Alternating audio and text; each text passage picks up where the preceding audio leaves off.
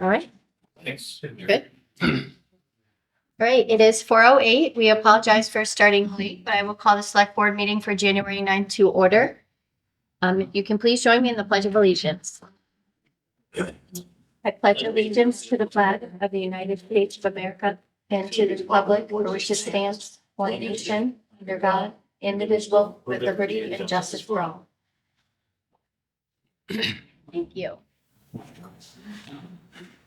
So today we are doing the interviews for the town administrator candidates. So our first appointment is with Shelley Parita. Welcome, Shelley. Thank you. Hello, Shelley. Hi. Hello, we just met. Hello again. Thank you for having me. All right. So we have a lot of questions, probably similar to the ones that were given to you during the hiring committee. So I think for the board, we'll start off with you telling us a little bit about yourself and your background. Sure. So first and foremost, I'm a mom, human and dog, 3 dogs, 2 boys. I have a 17-year-old and almost 15-year-old that go to Frontier. My background, I've been in business administration for pretty much my entire career. I took a little path off to explore philanthropy and fundraising for a little while at a private school. But primarily I've been in business offices. My education is in business administration and nonprofit management. I was with Amherst Montessori School for, I believe, 8 or 9 years. Moved up the position there. I started as an office manager, moved to director of finance, and then was head of school for 3 years before deciding that I wanted to investigate fundraising. My master's degree is nonprofit management and philanthropy, so I decided I wanted to try that side of the role. Really quickly realized it wasn't for me. Ended up at Chicopee Public Schools back in the business office, and I have been at Frontier since 2019. So this is my 6th school year there as the Director of Business Administration.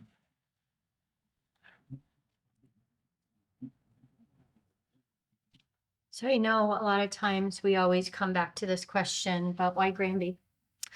So I think, first of all, this was a really difficult decision for me to apply for this job because I'm really happy where I am. I love the people that I work with. My school committees, which I have 5 separate school committees, and my relationships with the towns are really strong. But someone forwarded this to me and said, "This is you." And I read the job description and said, "Wow, this is me. Like, this is a good fit for me, personally and professionally." And I think that I have the leadership skills and the budgetary background that Granby's looking for based on the job description. I've worked for small communities. I'm local. I know the area. I grew up in South Hadley. It just felt like a good match for what you all were looking for and my next step for professional growth.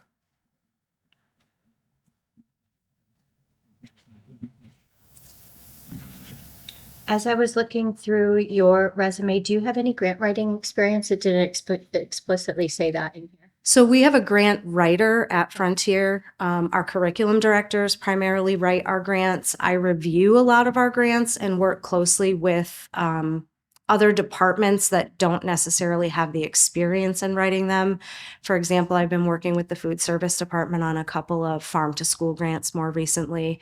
And then we do have, Frontier has a significant number of grants that offset our budget for all 5 of our schools. So while I haven't been in the hands-on of it, definitely in every step of the process, especially the last pieces of managing those budgets and making sure that we're meeting criteria and that even when we're applying for it, what we say we're going to do, we are going to do with the funds.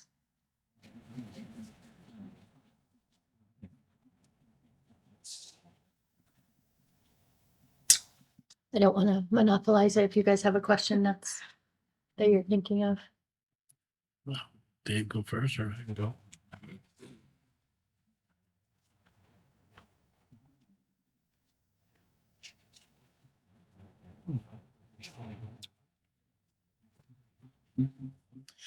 Okay. Well, I guess I'll go. Yeah. I don't know if you heard me. Oh, I'm sorry. I That's didn't hear you. I was Oh, looking no, through okay. some questions.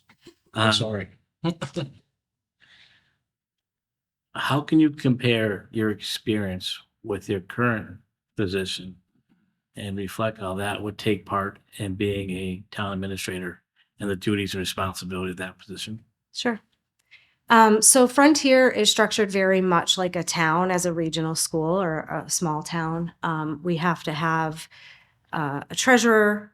I act as essentially the accountant, as you would have a town accountant, and then work closely with all of our different select boards, all of our finance committees, all of our CPAs, the capital committees, school committees. So I think it's similar in that regard as far as relationship building with all of those different departments, keeping organized and on top of things, and also my experience with small community. So we're 5 small districts, 4 small towns. So I understand the hardship that small towns face when it comes to resources and personnel as well as finances. We don't have an HR person in any of our schools or at the town level, so that's always a challenge for us. So I manage a lot of HR responsibilities for our school personnel. Budgeting wise, that would translate over to the town administrator position. I'm currently responsible for 5 budgets, so I build them from beginning to end, work with constituents to make sure that the schools have what we need. I think that is similar to the town. You're just working with police, fire, school, instead of just our small school department. So, administratively, I think it is very similar to my current role. There's a balance of the political side of things and the administrative side of things. There's a balance of your personnel, meeting everyone's needs, particularly in collective bargaining. And then you also have employees who are not in collective bargaining units. So I think that a lot of my role is transferable into this role. I think the one piece that I have not been a town administrator, and I have a lot of familiarity with Mass General Law. We have to follow a lot of that in the school. But I'm not the one necessarily responsible right now to make sure that we are following it outside of the accounting function. So that I do have a responsibility for. But, we're held to the same guidelines as far as open meeting law, posting meetings, making sure that agendas are adhered to, you're not changing things. Things along those lines. And procurement, I'm the chief procurement officer for the district. The towns technically for the elementary schools are responsible for procurement, but anything that is school related goes directly through my office. So I have MCPPO certification, which I think would also translate over to the town and the town administrator position. Thank you. You're welcome. Okay, so based on your leadership and management skills, how would you approach building a collaborative relationship with the town council and departments? And other elected officials? So I think communication is the most important part in that. I think that you have to be able to communicate clearly and as transparent as possible, while also maintaining confidentiality where needed. And what I currently do in my district is I have regular meetings with my own team and then with department heads as needed. So I think opening that up, particularly coming into a new role, I would have to be doing a lot of relationship building and trust building and learning from others as I come in. I don't think you can come into a position like this and come in with all of your own ideas and want to change things. I think you've got to build trust. Regular meetings, I think, are really important. So we meet collectively with different levels. So there's different levels of administration. Right now, I meet with my facilities director on a regular basis to make sure that I know what's happening in the community as far as our 5 buildings go. For maintenance needs, but also for capital projects. And then same thing with food service, which I'm also responsible for. So I think a lot of those skills would translate. I don't like to micromanage so long as everything is going as it should be going. I want to trust the staff that are working in my departments and working for the district. And I think open lines of communication are really important there. I like to be in the know also. Like, I don't want to be surprised by something. So I do expect people, to keep me informed just like I keep them. One of the practices that I have, which, may not translate entirely, but just to give you an example of my style is I have weekly check-ins with my team through email. And not only am I asking them to communicate to me what their plans are for the week, I'm communicating with them about my plans for the week so that if there's something that I'm expecting from them, it's right there on my list. Or if I owe them something, I'll say, get back to treasurer on XYZ. So I try to keep that communication as open as possible. Great, thank you. Mhm.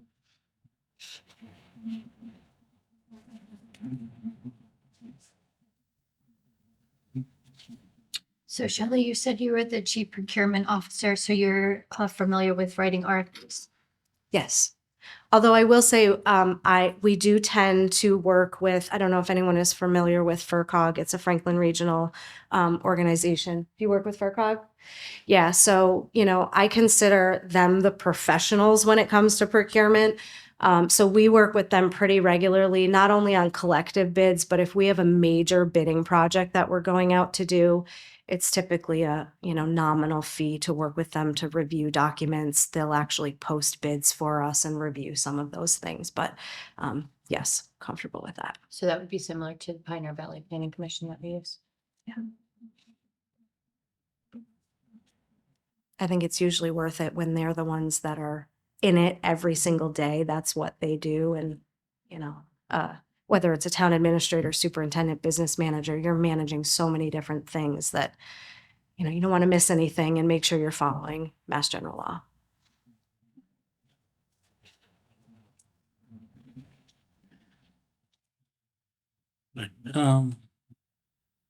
Where would you say you lack knowledge or experience for this position? And that you could obtain training and again, additional information to improve your knowledge. Sure.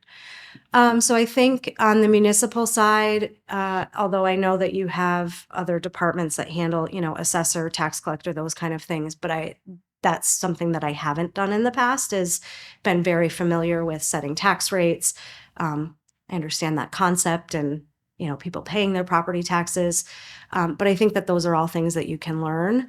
I think additional education on, Mass General Law when it comes to, schools get Chapter 70 funding. I know that there's Chapter 90 funding for towns. So, just familiarizing myself with that, making sure that I'm joining networks, so other networks of town administrators, so that I have resources, professional organizations. DLS has a great communication that they put out with educational opportunities for webinars and things like that. So I'm not afraid to learn. I definitely think that there would be some challenge in that, but I think that those skills you can pick up versus administrative and leadership skills. So.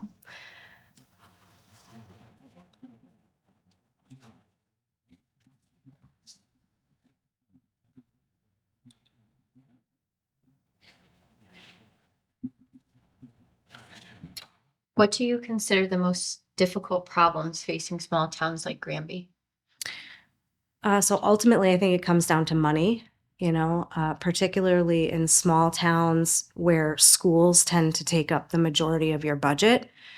If you don't have a lot of new revenue growth, which I don't imagine Granby does, you're primarily residential with some commercial and farming, and you don't have a lot of opportunity for new businesses to come in, which means you're not having a lot of new tax growth. So, if your school budgets are growing at a faster rate than everything else, the majority of your funds are going to come from there. I think also in my community, it's even more challenging than here, I think, because a lot of our fire departments are volunteer. We have a chief and maybe one or two full-time people. Same thing with the police department. I think Granby's a little bit bigger than Conway or Sunderland is, maybe comparable to Deerfield, but I definitely imagine that those are significant challenges in a small community. I think in that regard to police and fire, I would consider Granby like a passageway. You got to go to Ludlow. I'm coming from Sunderland. I'm cutting through Granby. If I want to go to Belchertown, South Hadley, I'm sure that puts a huge strain on your fire and police department as far as accidents and and calls and things like that, which again is all resources, right? You only have so much money to go around for each of the departments, and balancing those. I also imagine in this community, similar to where I am now, your buildings are older. You've got to think about capital projects, but how do you fund those in the long term? What kind of free cash do you have? Do you need to borrow? If you're borrowing, do you need to do an override to increase your taxes? So very similar, I think, to the communities that I'm in currently.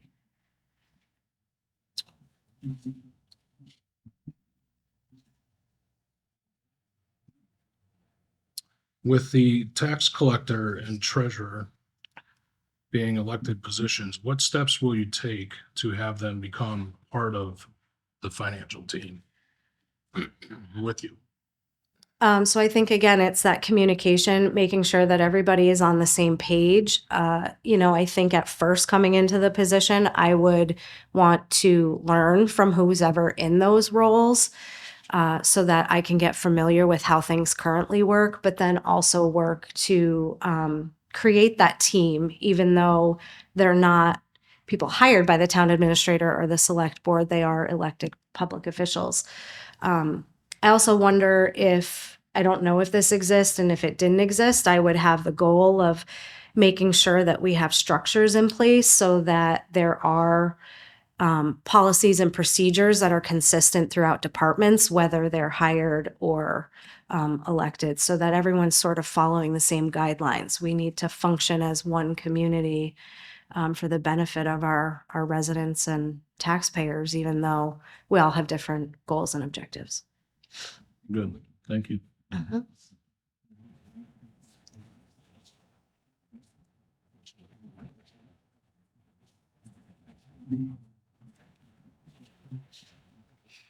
So as you can imagine, just like anywhere, right? There's going to be conflicts, there's going to be challenges. How would you go about solving or resolving those if there's a conflict between departments, if there's a conflict between community stakeholders? So I think it depends on the situation, but trying to be as transparent as you can with maintaining confidentiality where appropriate. Bringing people into a room together to talk and have conversation versus communicating via email. I think things get lost in translation easily through email. With departments, it might be a little bit easier to navigate if you had the structure in place where you had strong communications to begin with.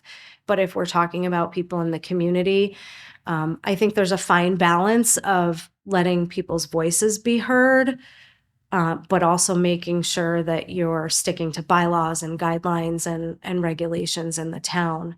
That balancing that political side of things, having an open door. I'm trying to think of an example of something for you in my current town. I mean, we always have this battle at the school level as far as, budget goes of, somebody wants to add a position and we can't add that position. And for me particularly, I'm the one saying no to finances a lot. We can't add a new staff member. And, sometimes special ed, for example, will be like, well, let's not do what's best for the students and storm out, in the middle of a conversation. And I think you have to bring it back. If people get upset, you're not letting things go. You're making sure that those issues are resolved. I also think bringing it to the appropriate party. So if it's not something that I handle, making sure that it gets to the right channel and that I'm not speaking for somebody else in that process. And then guiding and directing people to the proper channel to express their concerns.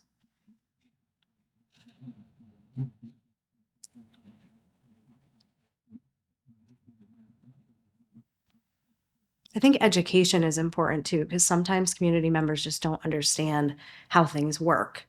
And I think if you can provide them education where they can easily understand why you have a certain process or procedure or law or guideline in place, that can help educate them and make it an easier conversation.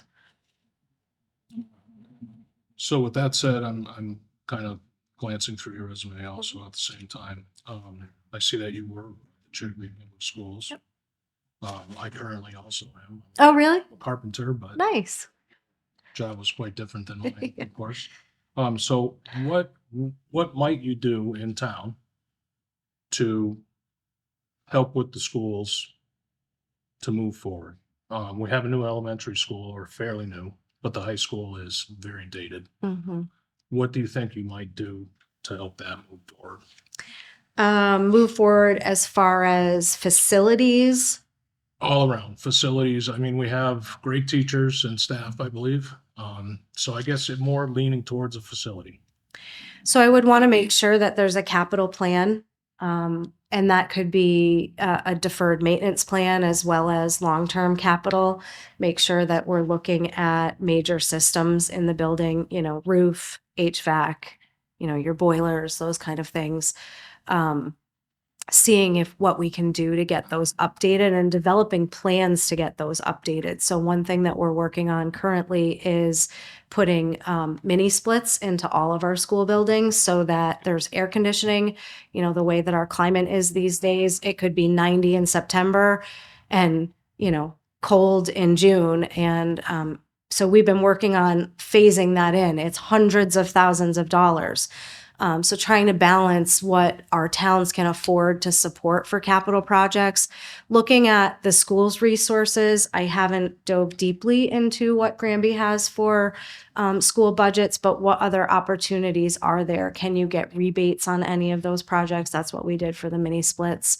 And I think that communication between different departments is really important. So we have set up where a member of our school committee sits on the capital committee with each of our towns, so that there's communication with the superintendent and communication with me. We also have meetings between the school department and the town administrators just to sort of talk about things that are coming up, staying in communication with your facilities director, those kind of things. I think the capital planning is important. It's hard to look out like 20 years. Okay, well, sure, we'll need a boiler in 20 years, but what other things can we work on? Does our cafeteria equipment need updating? How can we manage that? What grants are available there? What other resources can we tap into in the community? We have a family that we're working with now on the farm to school grant who's really passionate about putting local produce and products into schools. So is there any opportunity for that as well for the community to get more involved and help? Right. I think it's a tricky balance because the school is such a significant part of your budget, but you also have to make sure that DPW, police, fire, everyone else has what they need. So, and I think in my experience, everyone thinks that the school takes more of the money than the other departments. So again, the education as well, sharing the budgets, being open, making sure everybody's on the same page and on board. And you would obviously work to find more grants to try and do that. I would try. Yes. Yeah. Okay. Thank you. How do you deal with change? And let me give you an example. The select board, for example. So over the past 8 years, the board has changed with 8 different members. And in the future, it's going to change again. Yeah. How do you deal with change like that? Because, it's a different makeup each time. Every year you could end up with a different board sitting up here with a different board member. Yep. That may see things different than you see things for the town. How do you deal with that? So that does happen currently. Our school committee is on a similar cycle that I believe you all are on where, someone's cycling off just about every year. Although we do have 3-year terms, but they stagger them. Which is the same here as far as the select board. So I think it is tricky. I think in my experience, sometimes people come into these positions with their agendas and they think that there's been a problem in the town and they're going to make change. And they may not necessarily know how things really work. So that relationship building, that communication, I think it's really important. Everybody has a different personality. You have to learn how to communicate and work with people in different ways. I think it can be really difficult, but it's part of the job. It's part of my job now where I have to I have to work with. And what I have to do currently, I don't know if the select board is like this at all with the town administrator, but I have a responsibility to educate people on the budget. So when someone brand new comes in, they've never looked at a school budget before. And some of our elections take place before our budget is even voted on. So people are coming in and voting on a budget. They have no idea what it even looks like. So I make sure that I'm communicating with them, open door. If you have questions about warrants, if there's a bill you don't understand, if you want more details on a line item, please just ask the question. I try to make clear presentations about things. I think it's just part of this work. I don't know if I really answered your question there. You did to a point. Like I Okay. said, my thought process is, how do you deal with the change? And like you said, when you may not, someone feels different than how you feel, and how do you deal with that? So you did. I Yeah. appreciate that. Okay.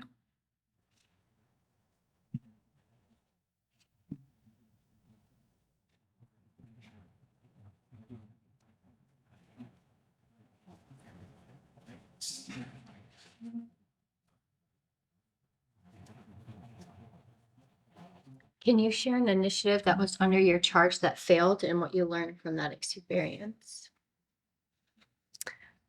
So talking about something really specific that we're still going through at the school, I've been working for my 6 years to try to get us to utilize our database to a greater extent. There's more significant capacity than we're currently using it for.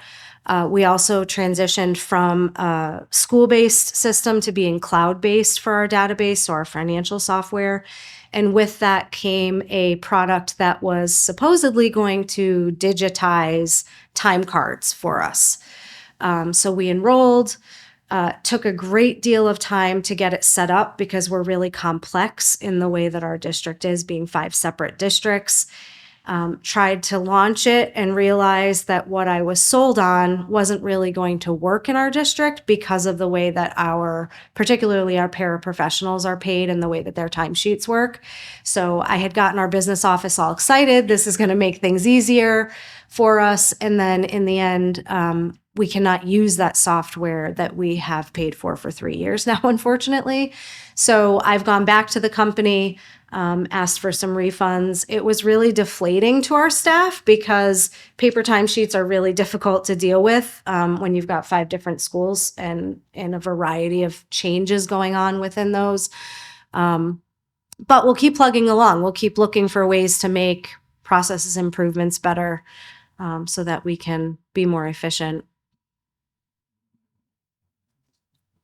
So that had a financial negative downfall for us, and just this morale of, yeah, this is going to work. And then it didn't. So we had to work through both of those things.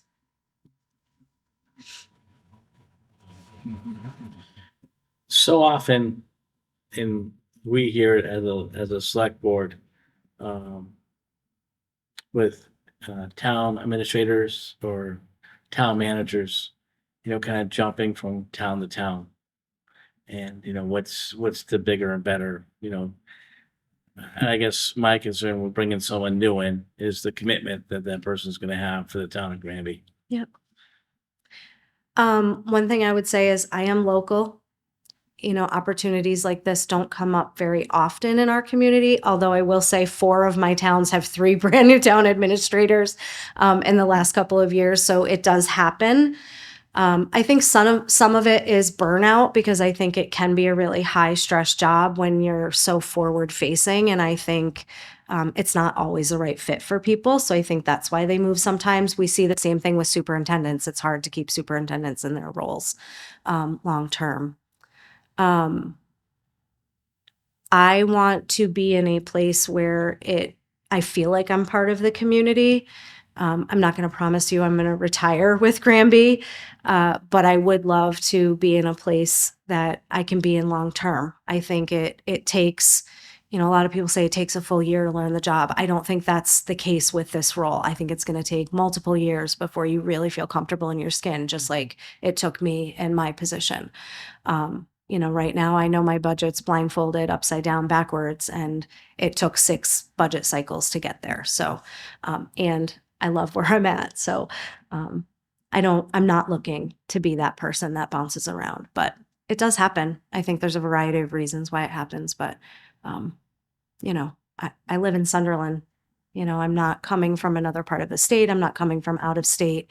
I want to have a stake in the game where I am. Thank you. You're welcome. What is your approach to economic development and attracting new business to a town? Oh, that's a really good question, and I might not have an answer for that. Thank you. I didn't mean to stop you. No, that's okay. I mean, it's certainly not something that I've had to deal with in any of the roles that I've been in.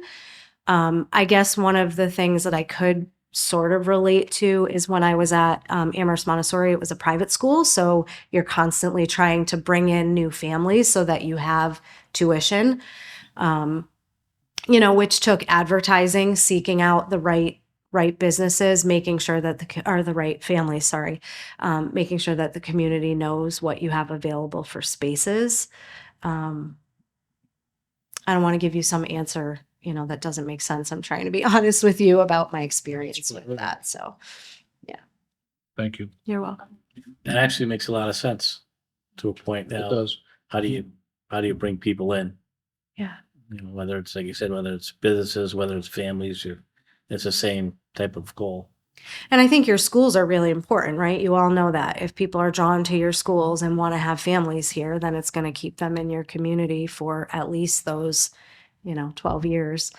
But I do think it's a challenge when you don't have a lot of space. From my first conversation with the first hiring committee, the DPW manager, I can't remember his name, I'm sorry. He was, what was it?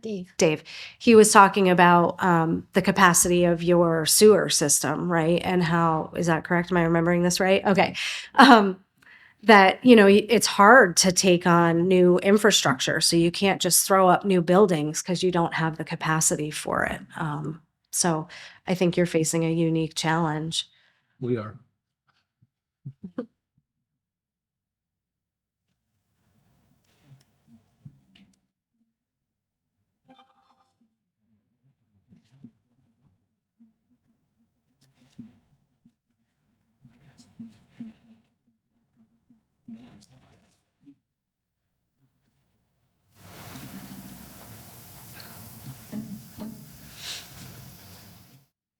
I think the only thing that I think hasn't really been touched on is how do you handle public criticism or dissatisfaction with town policies or situations? And can you give an example of how you dealt with this type of adversity? So I don't take a lot of things personally. It's just always been a skill set that I've had. I also think I firmly believe that any public environment, whether you're in a meeting like this or any other meeting, you're not calling someone out if you really feel like they're wrong. It's one thing to have dialogue and conversation and not agree, but I'm not going to publicly shame someone. I don't believe that that's the right way to treat other people. I might the next day pick up the phone and have a conversation with someone. But there's a time and a place for that. I have to deal with this quite a bit in my roles because again, in my community, there seems to be this sense that the school takes too much money from local budgets. And I have to present to all of our finance committees, and they're not always happy with what I'm presenting to them. I have 2 towns that just had their first draft of budget at level service at 10%. And so those are going to be challenging conversations. I've had to sit like this in front of select boards and finance committees and sort of feel like I was being attacked and keep my professionalism and my composure in those moments and answer the questions to my best of my ability, or say, I don't know the answer to that, I'll have to get back to you, and then make sure that I'm having follow-up conversations. I've witnessed a lot of controversy at our public meetings. especially town meetings. You know, I'm going to all 4 town meetings to have our budgets passed, but listening to what's happening in the background. And people are really passionate about where they live. And I think Granby's the same way from what I've watched on some of your meetings and what I've read online. People have things that they believe in and that they think is right and that they want for their town and for themselves and their community. And I think we have to strike that balance of letting people be heard, but also doing what's best for everyone involved.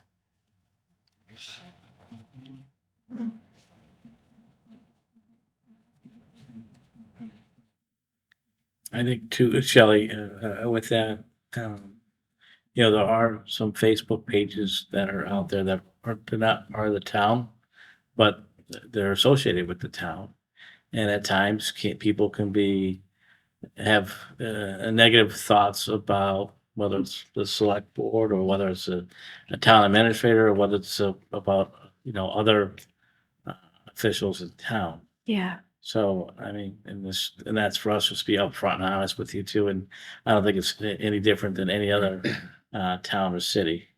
But how do you deal with that? Those are the ones that they're not at a town meeting where things are being said, but things are being voiced maybe on a Facebook page where you know is not true, but it's just, how do you deal with that as an individual?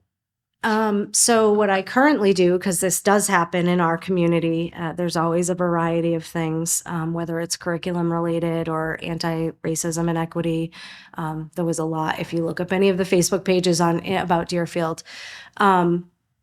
So again, not taking those kinds of things personally, knowing that you've made decisions or the select board or the school committee has made decisions in the best interest of the greater community, understanding that everyone has their own beliefs and they have a right to their beliefs. And then having a network and a support system. So currently my superintendent and I can shut a door and say, did you see what was on Facebook yesterday? And that stays within the walls of the community. And then also talking about administratively, how can we better educate people if that's necessary, if someone has wrong information, having individual conversations if needed, or putting something on an agenda for a school committee meeting that we need to talk about because people didn't really understand what they were going through. It's not easy. This is a hard role, I think, for people to be in, very similar to the superintendent. Sometimes I'm like, geez, that was tough. Those people are brutal. They really can be. We have public comment at our school committee meetings and we hear, what the community thinks about things. So, professionalism, smile, nod, try not to take it personally. And respond where needed also. Sometimes people just want to be able to have their piece and say how they feel, but sometimes there are action items that come out of that you have to do things later. Build and repair relationships even.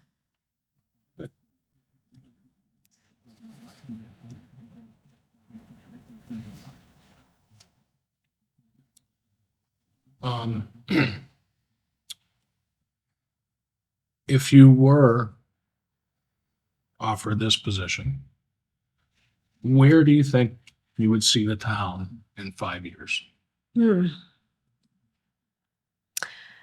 Well, if I'm reading between the lines on any of your questions, I might interpret that maybe there needs to be some community building within different departments. And there needs to be more communication and more transparency amongst different departments, whether that's, your elected positions, your treasurer, tax collector, those things, or, fire department, police. So I would think administratively and the functionality of the town would be running more smoothly, that we've put systems and procedures in place so that communication is more significant and stronger. I can't really speak to, the question that you asked about increasing, businesses and whatnot. That I would have to look at work, but maybe we're looking at more grants for the schools, developing plans, some of the things that we've talked about already, so that we do have plans in place to take care of capital needs. I think it would be a slow process because I would want to learn from the people that are already here and in these roles as to what's worked and what hasn't worked. Try to understand why we're doing things the way that we do them and not come in with a bunch of change off the get-go until I've really sort of observed what's already happening. So, 3 to 5 years, I would think that we would be seeing some significant change, at least in the function of offices within the town. Good, thank you. And it's definitely a possibility. In the next 5 years, there's going to be a change in a lot of the department heads, as well, just as people are looking to retire, if you Yeah. will. So those are, some of the things that would be challenges for, the town administrator to work with too, is new people coming in Yep. at that level. And I think that that's hard in any small community. You keep people for a long time. In my payroll office and business office, I have 3 personnel that have been there for 25 and 30 years, and they have really important roles. They're not in leadership positions, but to replace someone that understands the ins and outs of our district, it'll be a huge loss for Frontier to have to go through that. And I think that you make sure you're looking at job descriptions and structure of roles and onboarding, the right people and trying to make things better as you go through those processes.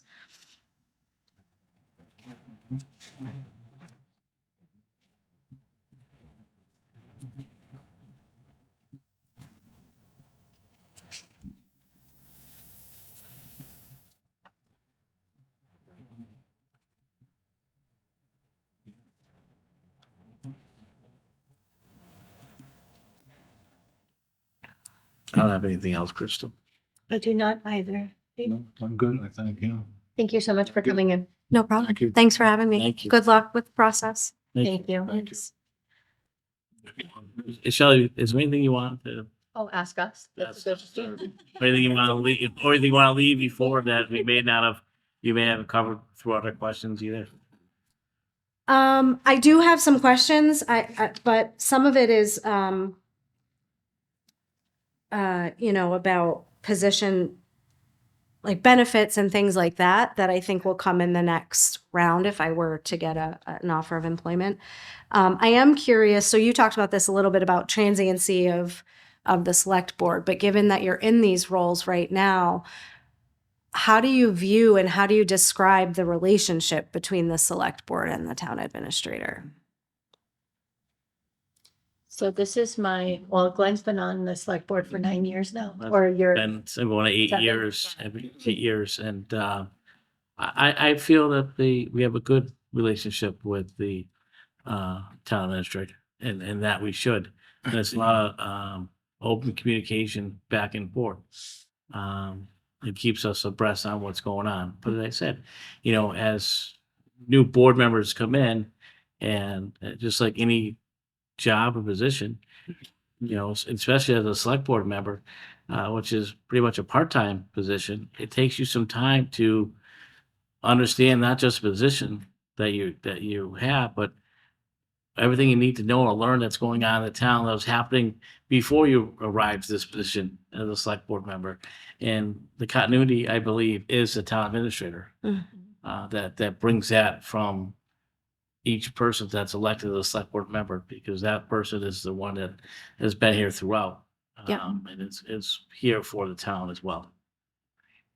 so this is, just to also to speak on that, this is my 3rd year on the board, and I don't think I really understood what the town administrator really did until the 3rd year when I became the liaison for the town administrator in the board. So the first year, you're the clerk. You make all the motions, you take all the notes, stuff like that. And then the second year, you kind of get to sit back and watch everyone else kind of do the work. And then the 3rd year, you work directly with the town administrator. So I didn't really understand all of what Chris Martin did until I sat in that role. So I think it does take a good 3 years to really understand the position. Yeah. But given saying that, I also think the assistant town administrator, she helped me a lot in the first 2 years. So Chris kind of took a back seat when it came to the new select board member, and I got all my knowledge from her until I started working with him directly the third year. So you do have someone that you can lean on as well, who's a great asset for the town. Saying that, I don't know how long she will be here, but it does. I think it really helps the select board members that come on to, again, have those procedures, have all the information like, hey, welcome, here's your stack of bylaws, here's your stack of this, here's all the codes that tell you when you're reading the warrants, what department is charging what. Cause Yep. I would read those warrants and say, what, I don't even know what I'm looking at, but those codes tell you what department and what's going on and stuff like that. So that's, and to speak to Glenn too, we have a good relationship and we lean on him for a lot because he has that municipal background that we don't have. And he has the background of the Mass General laws. And, so when we're sitting in a meeting and we're like, well, can we do that? We lean on him. And if Sure. he doesn't have the answer, we'll get it from town council. Sure. So I am the newest member, as you can probably tell from what's going on here. I was elected in May. I had some concept of how it all worked because I like to self-educate. I do a lot of reading and try to figure things out. On my end of things, it was very, I won't say difficult, but very different to transition into this role. I'm still learning. As Crystal said, it takes a lot of time. Originally, she said it took me a year to really catch on, and then her second year, now her third year as the chair. So as far as the town administrator goes and the assistant, I feel fortunate that when I'm confused about something or I have question about a Mass General law or something that actually is happening in town, I'm comfortable to be able to call them or come here and sit down with them and have a conversation and ask questions about those things and try to form my opinions and move forward with them. So Chris has been very informative in that aspect of things with the laws and the format of things and how it works and giving information to us on an individual basis because we don't talk together, obviously, for the law reasons. Right? Sure. So So sort of piggybacking on that, Crystal, you're a town employee as well, right? So how do you perceive or describe how the employees feel? Like, what is the work environment like for Granby employees? So I work for the school department, which is separate from the town. So the select board does not oversee the school committee. They present their budget to the town. They work with the town accountant and the town administrator, and they try to come to a consensus on it. The select board has no involvement with that part of it. So I get mixed feelings from people when I go in to pay my taxes, when I go in to sign the book. I feel like a lot of them are feel like there's a lack of communication, which you did speak to that. So I feel like that's something that the different departments and the different elected officials really need, that team building, that more communication and transparency. And I'm not saying that it's because it was done on purpose or anything like that. It's just sometimes it gets lost in the background when there's so much to be done Sure. at one time. And we have a lot going on in the town right now. Between the different hearings that we have going on and the change in positions and hiring. So we have a lot that needs to be managed. So sometimes things do fall off to the side, or, that quick email, like you were saying, gets lost in translation and they think it's, well, why was it so short? Well, they're busy. It's not on purpose. They're not being short with you on purpose. They're being short because they're limited on time and someone just walked in and now they have a meeting or something, So yeah. I think, like you said, building that relationship and, making sure that if someone does see a problem, that you're following up with that. Thank you. So, I can't speak for all the employees, Sure. but that's just what I hear as I go through the different buildings. Okay. So along those lines, you were just talking about some things that maybe you're looking, what I'm interpreting you're looking for in the new town administrator, someone who has strong communication skills, someone who's going to build trust and bring your community together. If I interpreted that wrong, I'm sorry, but that's sort of what I'm hearing you guys saying. What else are you looking for in the new town administrator? I want to make sure that I'm a good match for what you're looking for also. If You need to make sure you can build a budget. It's a really big one. I don't have a problem with that.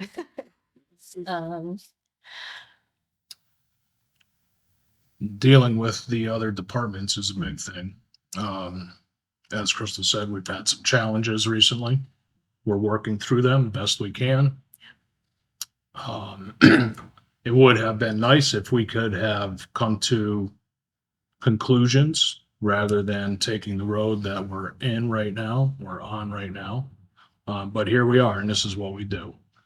So again, communication is a big thing. You've expressed that. So I think that's one of the biggest things that we need, to be open, transparent. To speak to budgets a little bit, if I can, I know you probably have a time constraint. I don't know where the clock is in here. Well, we started a little late, so. Okay. Yeah, we did start 10 minutes. late.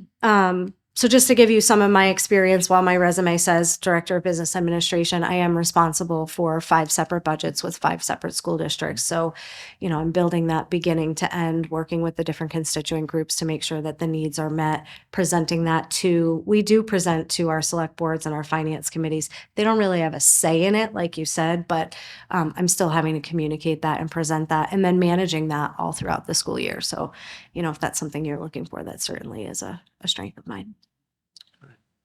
Is there something else you wanted to? No, I think, the way I look at a town administrator is almost like a CEO of a corporation. Yeah. He is responsible really for the day-to-day operations that are happening within the town. Yep. And the select board looks for him or her for answers. So, it's, like I said, the people sitting on this board today, I think we're fortunate to have a town administrator that's been around for so long, that's so knowledgeable. And, and I think as we move forward as a town and as a board and hiring a new town administrator, that is getting a little more difficult for us because we'll be working with someone that hasn't had the knowledge or experience, nor know what happened 5 years ago in the town of Granby. Yeah. And what the budget was or why, this got passed or that got passed at a town meeting. So those are some of the things, for our future, I think, and when it's, something for the new town administrator too, to also understand there's some challenges that go along with that because, you're replacing someone that's been here 20 years or so. Yeah. Can I ask another question? Because I know Chris has been the accountant as well, Yep. correct? So what does that structure look like moving forward? Is he staying in that role? Staying in that role till June of 2026. And Okay. then he's going to reassess on where he is at that stage. Okay. And that position reports to the select board or to the town administrator? Works with the town administrator. Okay. Okay. I don't think I have anything else. I think you guys gave me a lot of good information and I learned a lot about your town. So thank you for the opportunity. Thank you. Thank Appreciate you. it. It's very nice to meet you too. You as well. Appreciate it. Good luck with your process. Thank you. Thank you. Good catch on that. Sometimes you get so wrapped up in asking questions that you forget to ask if they have any questions.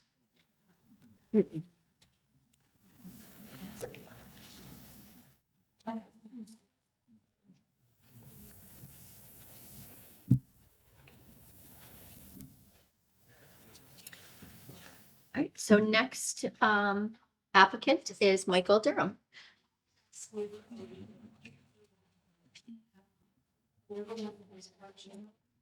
If at any time you guys need to take a break, just let me know. No, I said at any time, if they need to take a break, just to let me know, because we have 4 hours. It's gonna be back to back. So I don't wanna, you gotta sit there for 4 hours.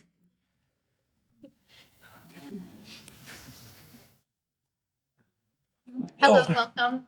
Thank you. Thank you for having me down tonight. The commute was crazy. 202 can get really busy. All right.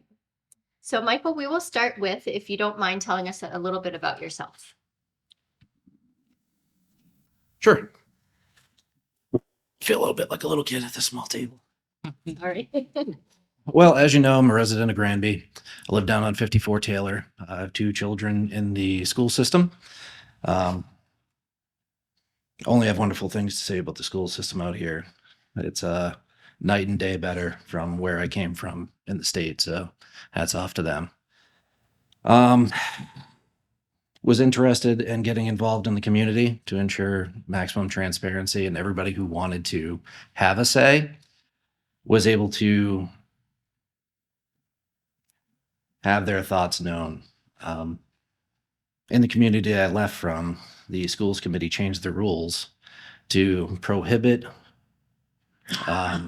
visitor comments night of, which I didn't think was very First Amendment friendly. They'd have to register with the city clerk and have it vetted and then put on the agenda. And then they were limiting them to 90 seconds to speak. So didn't really like that. Didn't want that to happen out here. So jumped in, ran for the school committee as a school committee member. Been on the school committee for a couple of years now. Professionally, started out my career as a commissioned officer in the United States Army. Did about 4 years as a parachute reconnaissance officer, the 82nd Airborne Division, deployed to Kandahar and Helmand, Afghanistan, as a reconnaissance platoon leader. Was branch detailed. When I finished my time in combat arms unit, I transferred into the military intelligence sector. Went out and got certified in ground signal intelligence collection and analyzation. Used to hold the highest clearance the U.S. government gives out, TSSCI, and all the other letters that come after that. Went to captain's career course. Decided that I wanted my family to grow up outside of the military. So exited the military, went back and got my MBA from Suffolk University with concentration in finance. Have experience working with a boutique investment bank in the biomedical sector. So do have some exposure to merger and acquisition. And sounds super fancy, but it's basically just like selling cars. You can sell a car, you can sell a company, but the profit margin on a car and the profit margin on a company are vastly different. So, if you've seen The Wizard of Oz, once you pull back the curtain, you're like, oh my God, this is so sketchy. So went down to New York City, was working in fintech, setting up server stacks for hedge funds and traditional asset managers. And I had every intention of staying in the financial sector and basically making as much money as I could. And I had a soldier of mine take his own life. And it really bothered me deeply that I was out there basically living the dream and raking it in, and to know that one of my guys was just so silently suffering and no one saw it coming, profoundly altered the course of my life. I'd always been a volunteer at the Veteran Services Department in the city that I came from. And right 2 weeks after that happened, the gentleman who is a Vietnam veteran, Marine, very funny guy, calls me up and says, "Hey, Mike, I'm hanging it up. If you want to come down here, you should throw your resume in the stack and come take this over for me." And had that not occurred, I don't think I would have taken that drastic 90-degree turn into local government. But I'm glad that I did. So throw all my stuff back in the U-Haul, moved my family back into the state, and took over that office. What I can say about local government is there is a ton of opportunity for refining and creating new systems. I was shocked that everything was still done on paper, payroll, everything, rubber stamps for certification, by pen, by hours, no software integration. So rolled all that out, digitized 150 years of military records in the first 90 days in office, in conjunction with the state of Massachusetts Veteran Service Department, they have a repository out in Milford. So it didn't cost the municipality any money, and we were able to digitize everything back from the Civil War forward and get that into MRO. So you could just click a button and find any of your relatives for the last 150 years in, blink of an eye, as opposed to going through individual manuals for hours on end. Then, because I'm kind of a finance nerd, it's where I came from, made friends with the assessor and collector and CFO, and learned how the gears work down there. Took it upon myself to go back to Suffolk University, and I have a graduate certificate from Suffolk University and the Massachusetts Municipal Association and Municipal Leadership and Finance. So that's under my belt as well. Very interested in how the system design and improvement. So in order to understand how a municipality is supposed to work, it's best to understand the textbook version of, the finance, the HR, how the departments are integrated, how the machine is supposed to work. So, if you're just like adjusting an engine, adjust the timing and spark and air intake, the same is true of any organization. It's just a machine. And then before you can make improvements, you have to understand the machine and how it works. So that's why I went back for that second graduate degree. Like I said, I made friends with the assessor, and we were talking about the tax bill, and I was thinking about how to get out additional information to the community at a low cost, specifically market to a group of people that weren't electronically savvy. And we came up with the idea,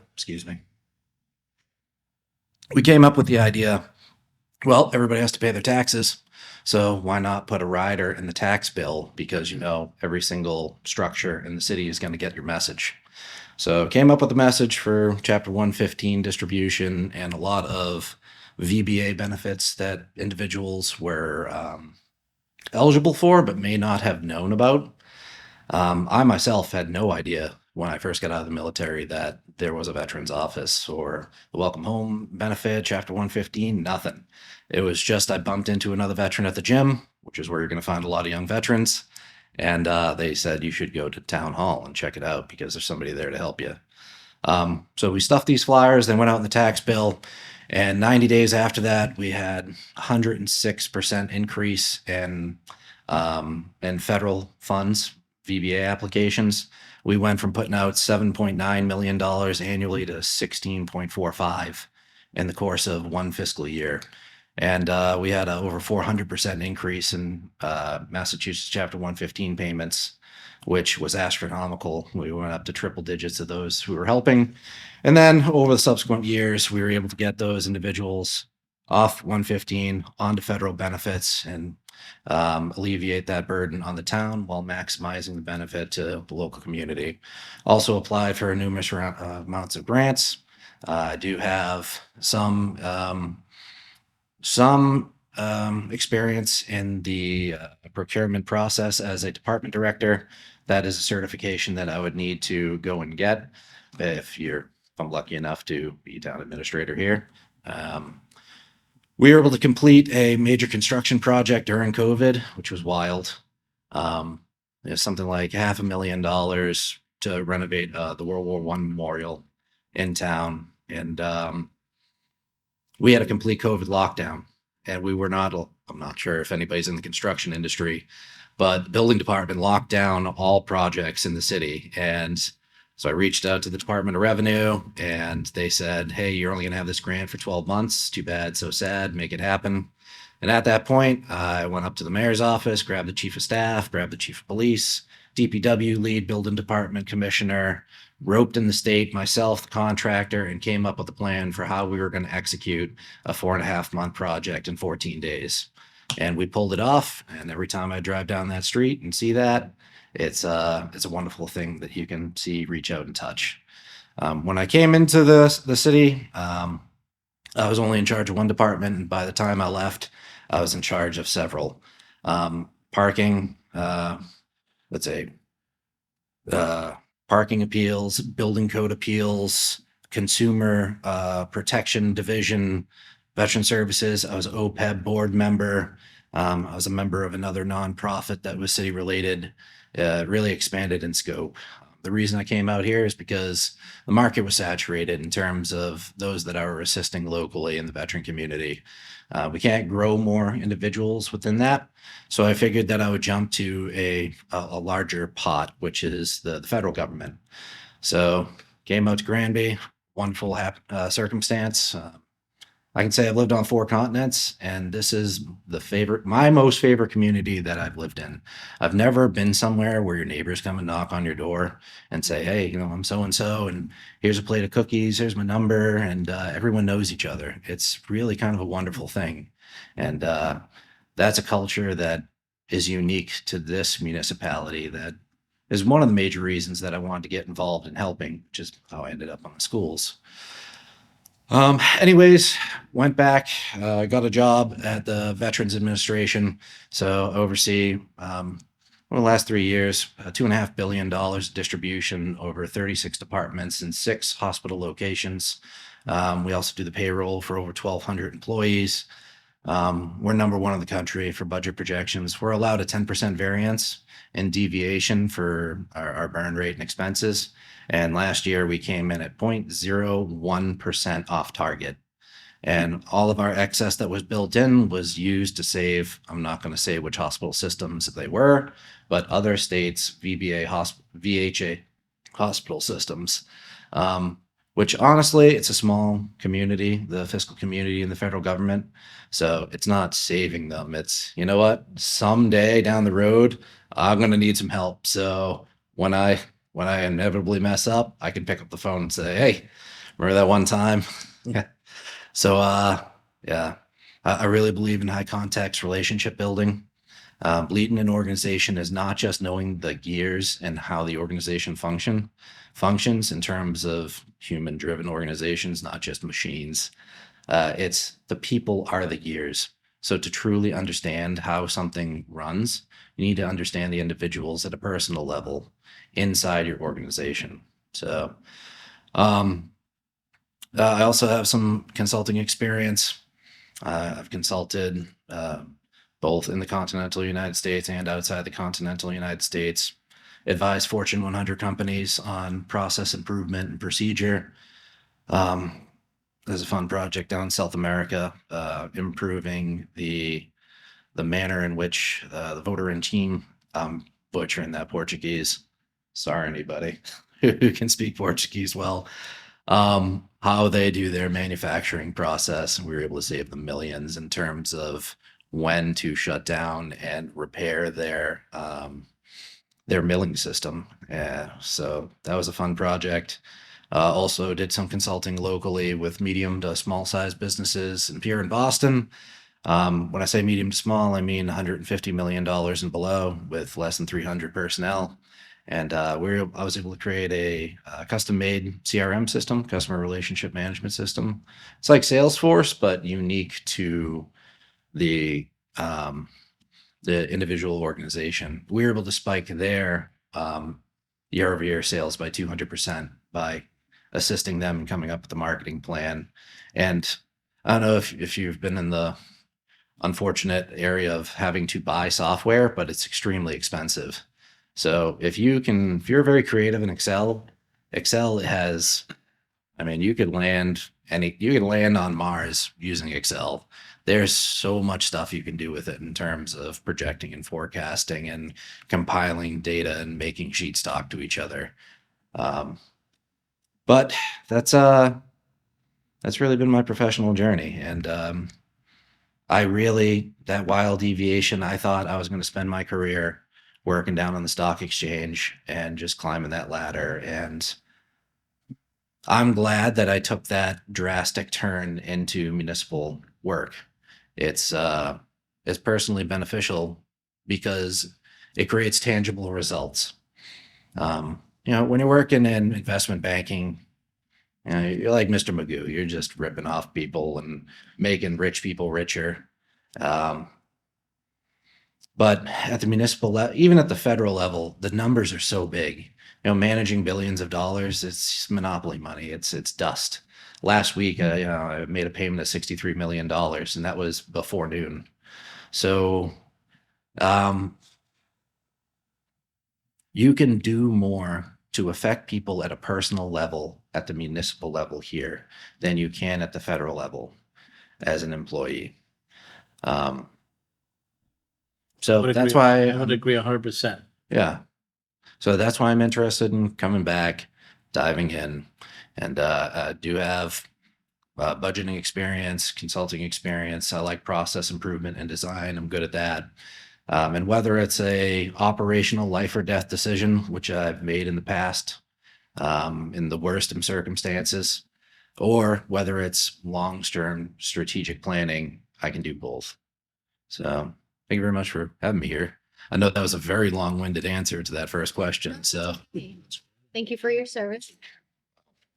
thank you for paying your taxes, because I tell you what, the training that we received saved 2/3 of my reconnaissance troop.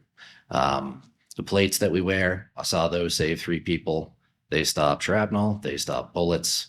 The vehicles that we were riding in, I've seen those hit tank mines and everyone inside walked away.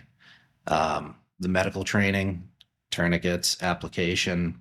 We had a quadruple amputee, and he lived. You know. So thank you for investing in us. So we were able to come home and continue to live. So.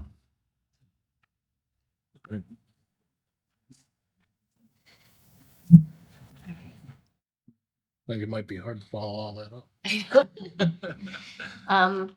In your cover letter, you had mentioned that you have a list of ideas which include the use of state and federal funded projects to offset residential tax burden. So I was wondering if you could kind of speak to that a little bit. Oh yeah, absolutely. Excuse me 1 second. All right. Something like it. So when I first put in for this, when Mr. Martin announced in August, I gave a lot of thought to what is unique about Granby. And, our culture, we're quiet, we have a neighborly community. I think we have good schools. Our infrastructure is our greatest strength. Our key road is 202. And I'm not talking about the water, sewer, extensions, things of that nature. I mean the physical geography of where Granby falls in between key communities that people commute to, and the amount of available land that we potentially could use for future projects. And our greatest weakness is our lack of commercial tax base to offset the residential tax burden. I know that our tax base from the commercial side is only 5%, and 2.5 of that 5% is just the electrical poles, the lease on those. And I know that there's been some interesting conversations between residential zoning and things of that nature. And I think people like the culture of our town. That being said, it can be quite a shocking tax bill when you get it. And I have seen some people vent in certain forums. So I thought to myself, well, what are ways that we could lessen this without adding additional expense onto the taxpayer? And one of the thoughts I had were, well, we could set up a series of wind turbines along 202 and plots of land that are not currently being used and would not be good areas to be used. In front of the high school, where the high school sign is, it was said last year, well, why don't they have them play lacrosse beside 202? Not only the legal liability of the ball flying into that road, maybe killing somebody. I don't want the kids that close to people driving by 40, 50 miles an hour. That's not something that can be used for sports. And then down to Dufresne's Park, where all the trees are cut, and we have that row of stumps. In that flooded out area, you would have to be Babe Ruth to hit the ball 700 feet. And now that I've said that, someone's going to, and they're going to send me that video. But if we were able to erect 4 Northwind 100 wind turbines, which have a 20-meter diameter blade, blade diameter, we would collect $60,000 to $70,000 annually each on each of those. which equates to building, 10 to 15 new residential structures here. And it would be done via state and federal grants that already exist. So if you put in 4 of those, you'd offset the tax burden, the same as building 50 new single family homes, each generating $6,000 to $7,000 in tax revenue. And you wouldn't have to do it with a penny of any of our taxpayers' money because the funds would be coming from state and federal sources. So that's one idea. Electrical grants for administrative vehicles for, Mike, let me ask you a question. Yeah, on of course. that. And, it seems like a good thought process. How do you convince the residents of Granby that you want to put turbines up on 202? Well, That enjoy the scenery of 202 and the community based and the farmland and stuff like that. I think it would have to be a community discussion on what everybody wants. But I have seen in other municipalities where they have come together to offset the, what's the electricity, water? What's the name of that bill? Well, I'm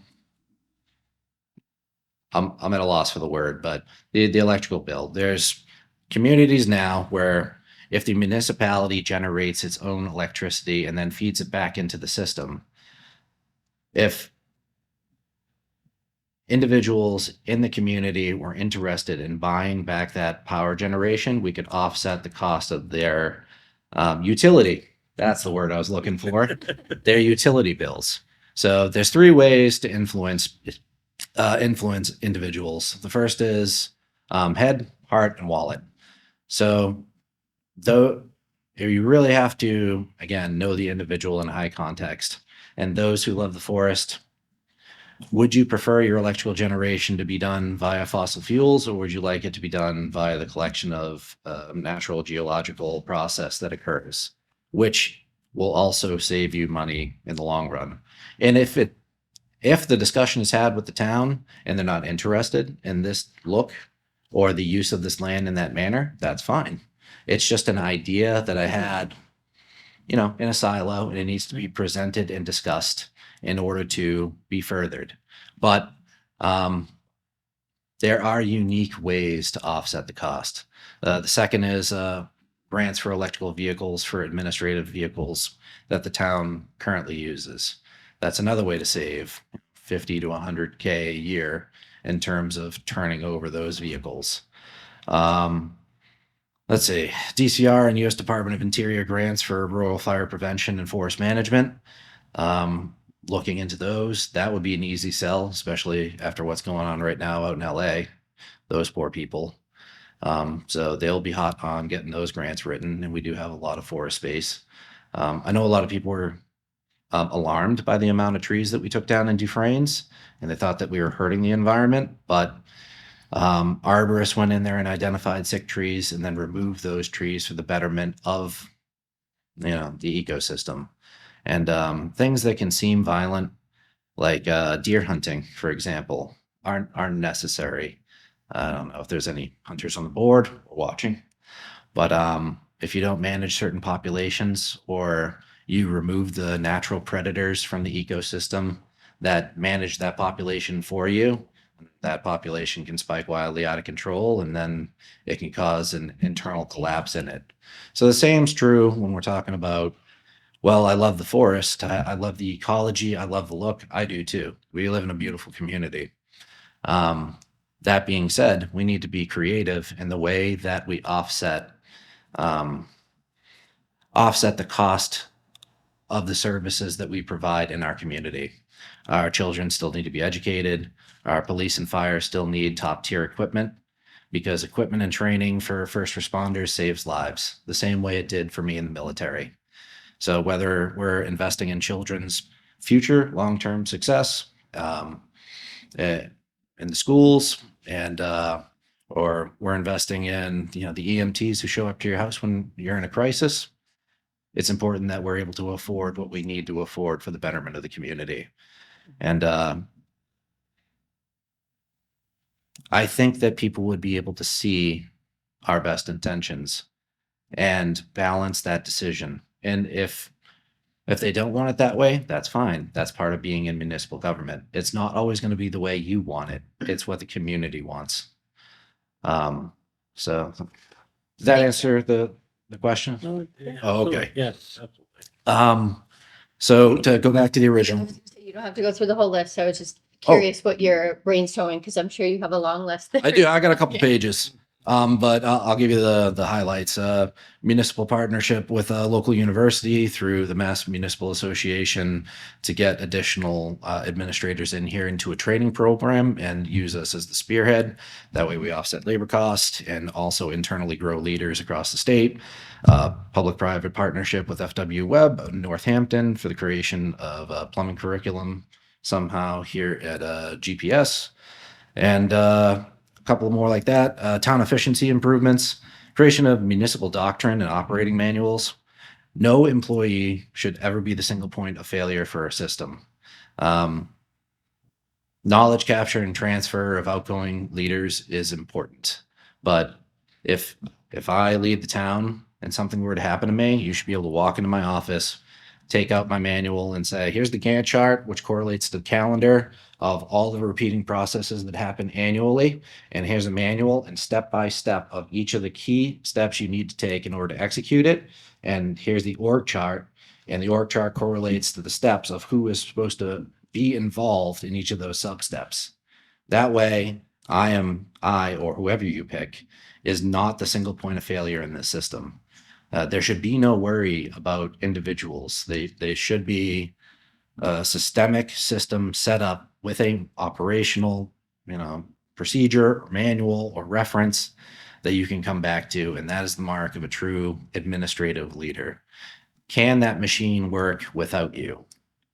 Bulk ordering between surrounding communities and the schools department could save 5 to 10% annually. Fuel, office supplies, salt, sand, mechanical parts, bulk is the way to go. Had some ideas about town billboards, but I'm going to skip over that because I don't want to give that sales pitch right now. You know what? My final thoughts on that are you're only limited by your creativity and motivation in terms of what is achievable to offset the tax base here in the community. I like some entrepreneur once said to me, people don't know they need this yet, but once they see it, they'll wonder how they lived without it. That's the attitude I want to bring to municipal leadership and government. It doesn't have to be this way because that's the way it is and that's the way we've always done it. We can get creative and we will stay within the confines of the law, but we will motivate everyone at the department level to put their best ideas forward. Thank you. Of course.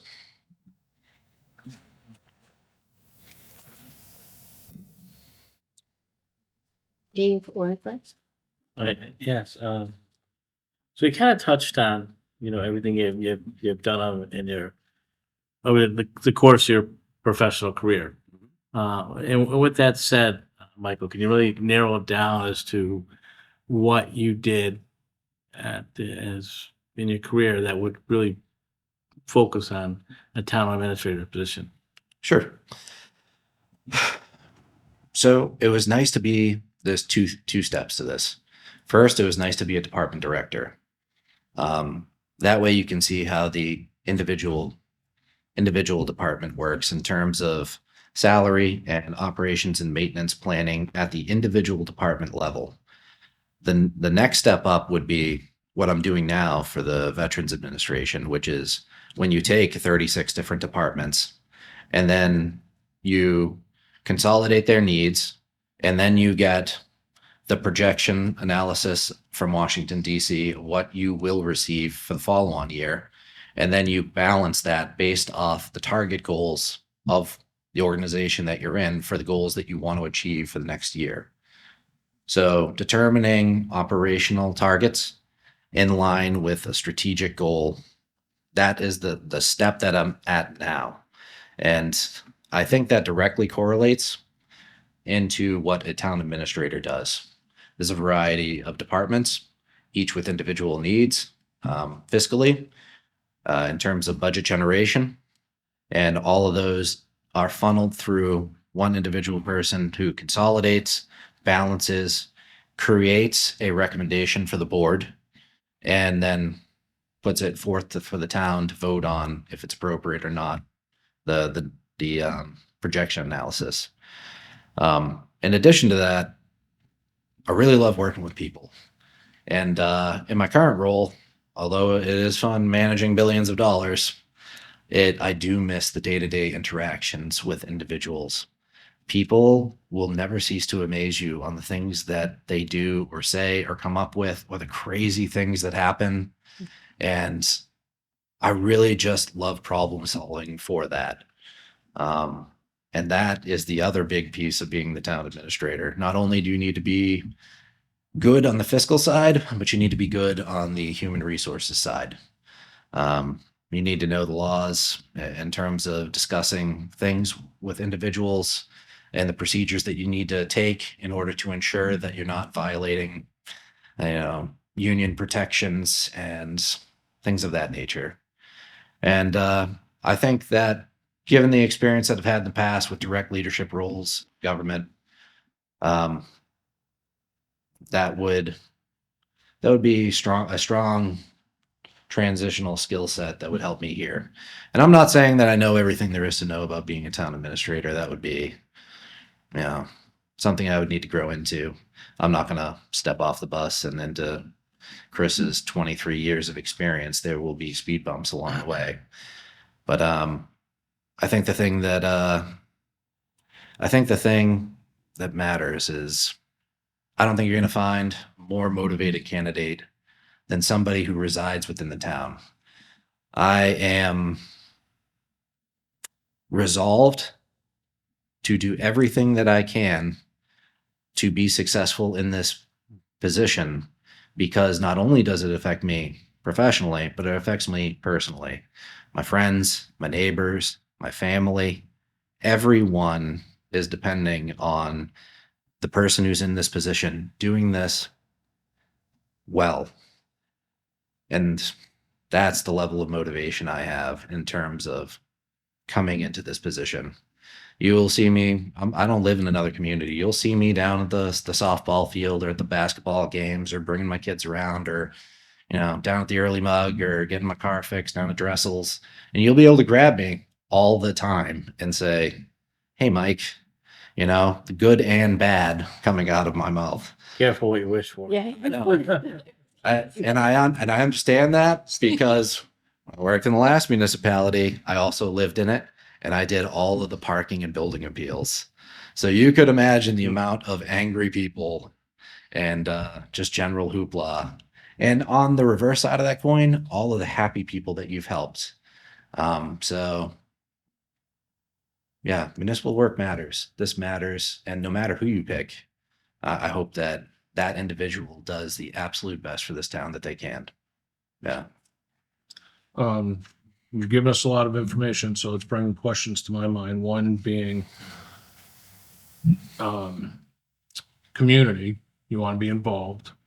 How do you ensure transparency between yourself, community, and departments to keep the piece revolving?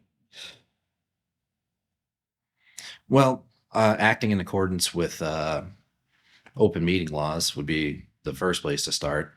So ensuring that the postings occur within 48 hours, and the little hiccups of that doesn't include the weekends, it doesn't include holidays. Also, open meeting law is different than the town meeting law, so not violating those state ordinances. I think the best way to maximize communication is to ensure that you have a weekly or whatever interval works best, departmental synchronization meeting. And any large processes or any large events, you have a joint planning meeting with all the key stakeholders to ensure that they have their input in the planning process. You can come up with a great plan as an administrator and put it forth, but if people feel that you are just dictating it to them, you're not going to have the same effect as if you presented it to the key leaders within that department for them to tweak. Because when they see it and tweak it or approve it prior to it being presented, they take ownership of the plan as well. And they want to see it be successful because their name's on it at that point. And also, there's some small things that you wouldn't know if you're planning in a bubble from their experience at each of those individual departments that you need to take into account. If you do that, you're going to have great operational planning and execution internally.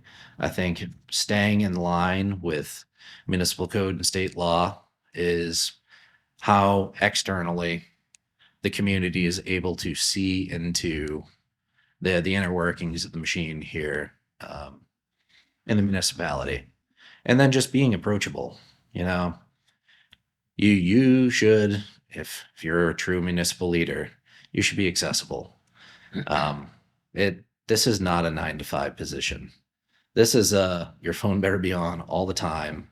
The most wild stuff is going to happen to you both in person. People are going to call you with wild things, and you can't shut them out, and you can't marginalize their feelings, because what's big to an individual may not seem big to you, but you're not that person. And we are here to assist the public and benefit their life. And so you need to take that into account. I think the second part of leadership is people are going to be mad at you. Okay. You are not going to be their friend 100% of the time. And they're not mad at you. They're mad at the problem. You need to separate the people from the problem and not take it personally.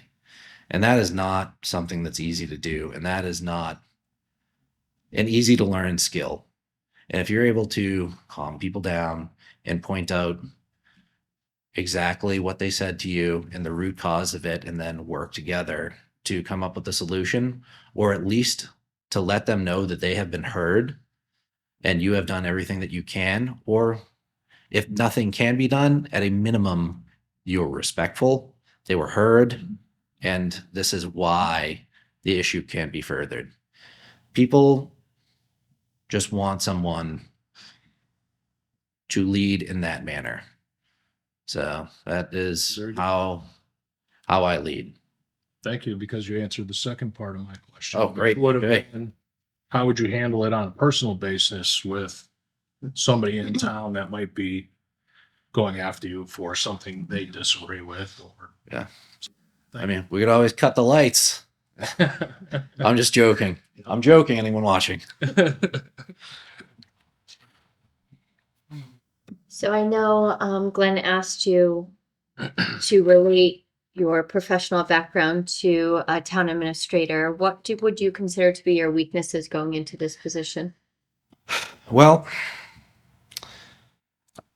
I think I have the all the right attributes in terms of leadership skills and experience.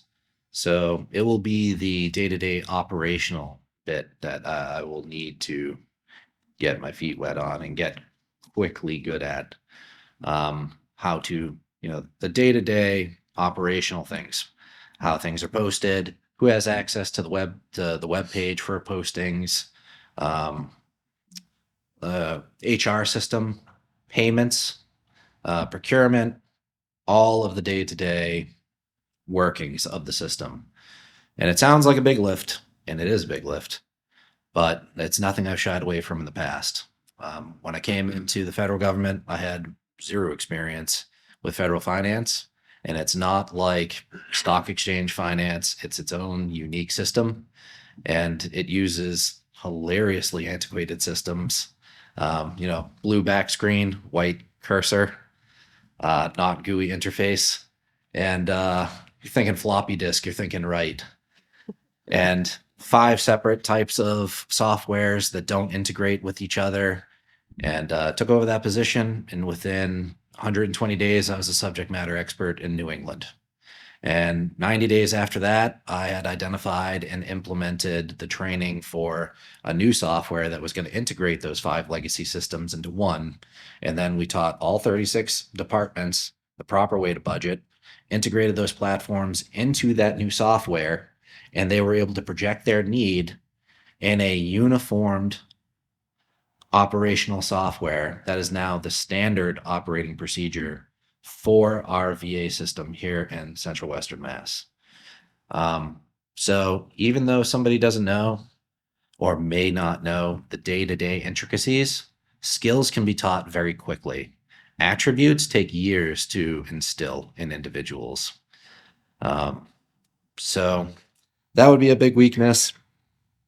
I also am extremely loyal to those that I work and live with, which, sounds like your typical interview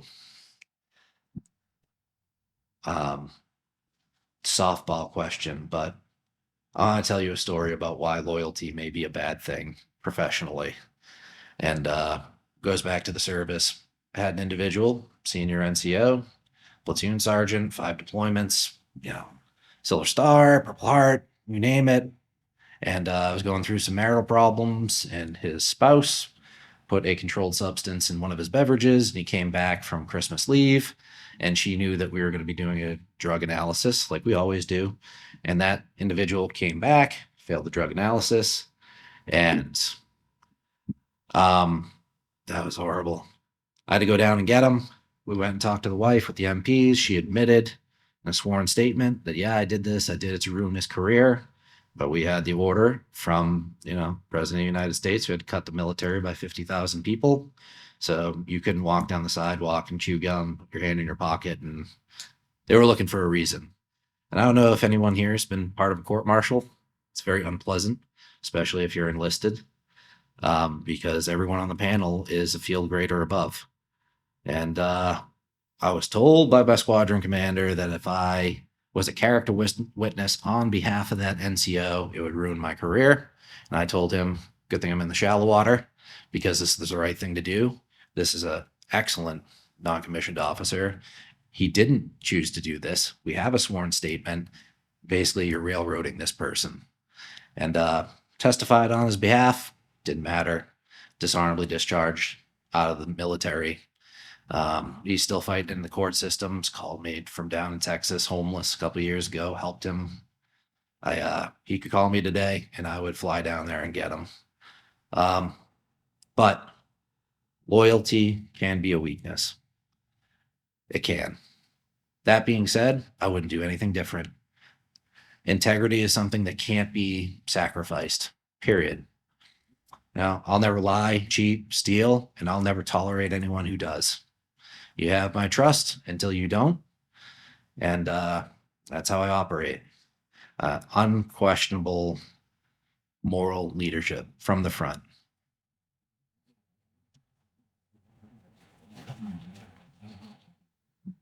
Are you familiar with a lot of actually, yes, I did read that in your resume, the Mass General laws?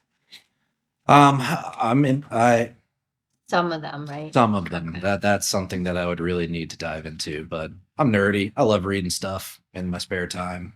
My favorite books to read are macroeconomic manuals. Just like I said earlier, I like to know how the gears work on certain mechanisms. So you may find me just reading law manuals that apply to certain processes within the municipality just to see how it's supposed to go. I did write the correction to Mass General Law, Chapter 59, subsection A through E, which your VSO should be bringing before you hopefully soon. And that eliminates the systemic depreciation of the veteran and gold star abatements. What had happened is late 60s and 70s, they delineated a specific amount that they were going to have for the abatement. Well, every year, as you know, inflation occurs because we're a fiat currency. Fiat currency is not gold backed. So inflation through the Federal Reserve is to be expected. Because they had a static amount, every year that amount gets less. I don't think that was the original intent of the law. So we calculated what exactly their original intention was in terms of gross income at the time, and then we projected that out to the total amount. And then we wrote the new language that every year your taxes went up, the abatement would go up at the same percentage to eliminate that systemic depreciation of that abatement for war widows and disabled veterans. So that specific portion of Mass General Law, Chapter 59 A through E, I lobbied for the past 4.5 years, both with the state house and the state senate. And we were able to get that through in the HEROES Act. And I know my name's not on it, and it doesn't have to be because I'm not an elected representative at the state level, and they should take the credit because they assisted in pushing that through. So thanks to Senator Oliveria and thanks to Representative Donato, that's District 35. So they were the big leads on pushing that through.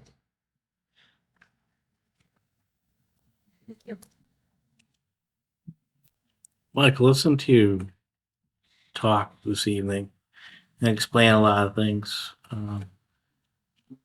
There's no doubt you have an extreme passion for the military personnel, and first responders. Why do you want to leave the VA hospital? Well, like I said earlier, I can have more effects at the local level. The machine is so big at the federal level that unless you're a sitting congressman or senator, you can't dictate strategic policy in a way that can better the system. They're not going to like it if they're watching this, but if they're watching municipal TV, it is what it is. Even the directors of these hospital systems, they don't have a say in creating their target goals. They're not like a private hospital where they have to set up their own marketing plans and compete. They are limited. And here comes the bad part they're not going to like. They are limited by macroeconomic trends. And the macroeconomic trends for the veteran population in the Northeast is not one that is growing. Currently, we have something close to last I checked, 378,000 U.S. veterans in Massachusetts. 60% of those are over 70 years old. So 20 years from now, the VA will contract, and there's nothing that any of those directors of these hospital systems can do. That's just a macroeconomic fact. So you can manage those organizations the best you can, and the resources are going to be diverted at the federal level to areas of the country that are growing. So that would be the Southeast, Texas, Arizona. That's not this portion in terms of that. So I see the economic trends in terms of the writings on the wall, and I know that's 15 years out, but the second part of that is I really like this community. The people here are unique, and they deserve to be taken care of. And I can use my skill set for the betterment of my friends, my family, my neighbors. And, I can drive down the street and actually reach out and touch something and say, I had a hand in doing that personally, start to finish. And that's not something that any one individual is going to be able to say in the federal system. It's a big organization. So I think the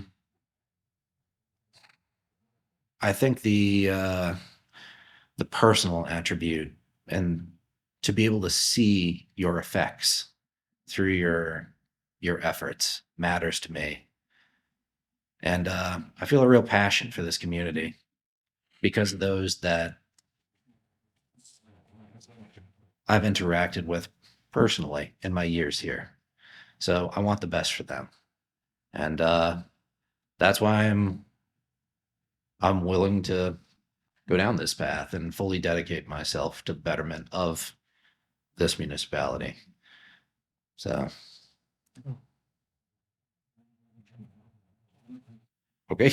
No, yeah, absolutely. All right. No, you made a point to say that, it's from what I gathered is in a position where you have the ability to make change, see change Correct. for a positive Mhm. part. So, and I get that. At a local level, it does.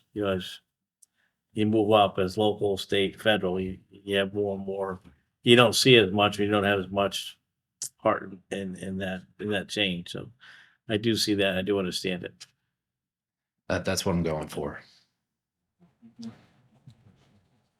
That's great.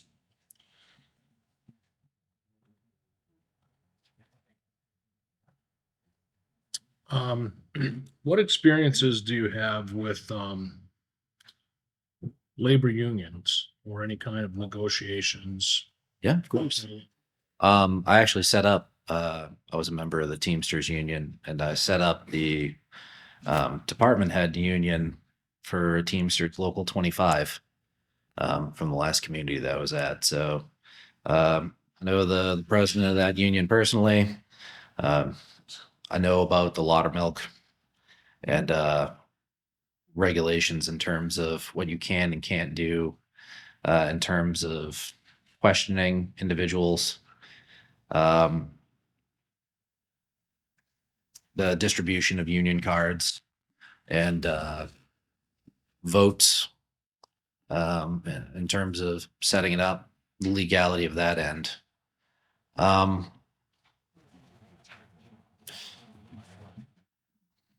Sorry, I'm just putting my thoughts together. But, at the end of the day, union's just a grouping of people. And you're going to have your union lead that you're negotiating with. And in a community this size, you should be able to know every single person within this municipal government, at least, by face and name. You should be able to walk down the hallway and know who you are. And I would like to know, like I said earlier, high context matters. Things about your family, things about your life, what you need, what you're going for. If you understand people deeply, all unions are just a group of people that come together to negotiate for better terms for their organization. And from the town management perspective, you need to ensure that it's fiscally responsible, that the things that you are negotiating on or potentially granting won't cause huge deviations or arguments between specific unions in the municipality. I'm sure that there's multiple unions within this municipal government here. So there'll be different groupings of people that you have to negotiate with. But at the end of the day, people are just people. It's a head, heart, and wallet. What exactly are they looking for? And you'll know before they get in the room who these individuals are and what motivates them, because we here in the town are kind of blessed that we are such a, I don't want to say small, I'll say boutique. That's a better word. Boutique community that you can get to know everyone who's working within your structure and be able to develop those relationships, which makes negotiation much easier. Like I said earlier, you just got to separate people from the problem.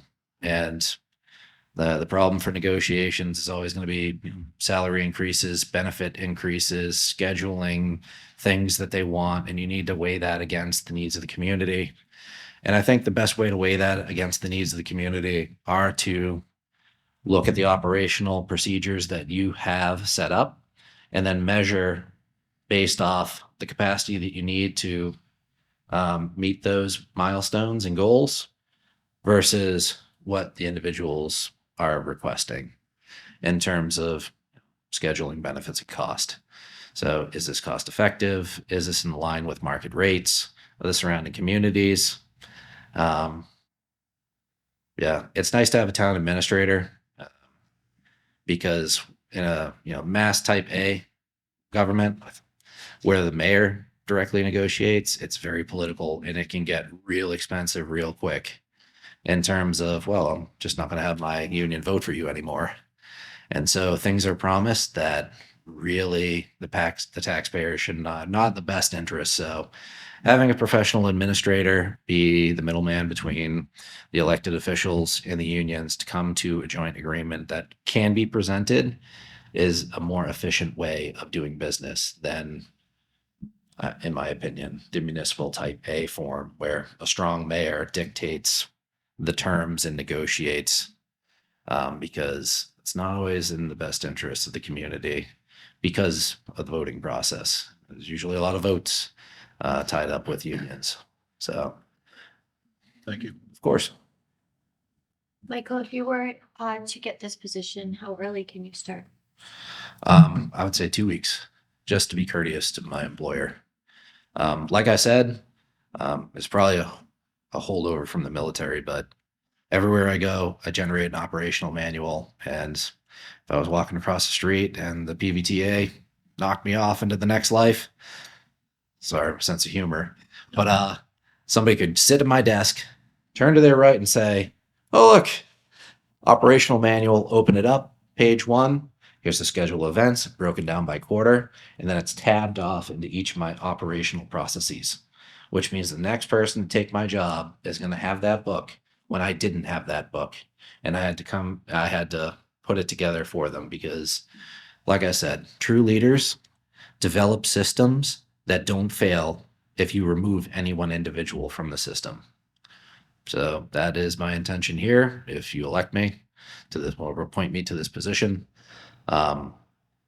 it's not about the individual. It's about the organizational processes and capturing that knowledge and procedure for the next generation, because Granby is going to outlive everyone in this room. It is. So it's incumbent upon us to ensure that the structures that we create are there and continuous for our children, their grandchildren, and generations to come. Thank you. Anything I think else? I'm all set. Do you have any questions for us? I do. Excuse me.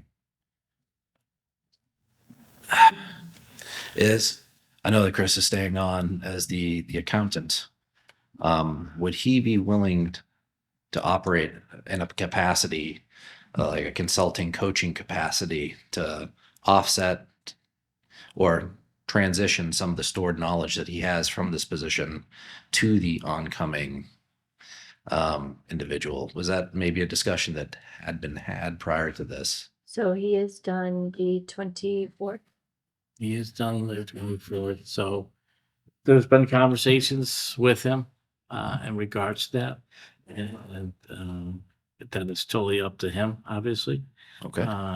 But we are anticipating with him being the accountant. He is still part of the town, part of a town employee. So he is able to answer questions outside of being a town accountant. Chris has a lot of passion for the town of Granby and wants the town of Granby to succeed. So I would imagine he would be open to some questions and things like that, and be there when things come up. Okay, that's great. In the upcoming budget process that's occurring now,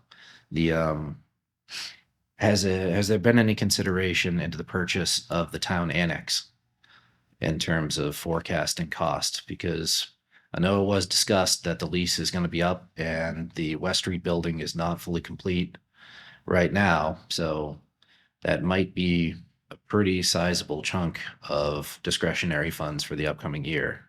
Has there been any discussion about that with the current town administrator, or any solutions? The last we heard, he was going to contact her and see if she would extend the lease that we have, but I don't know that it is being extended yet. I don't think we heard back. Okay.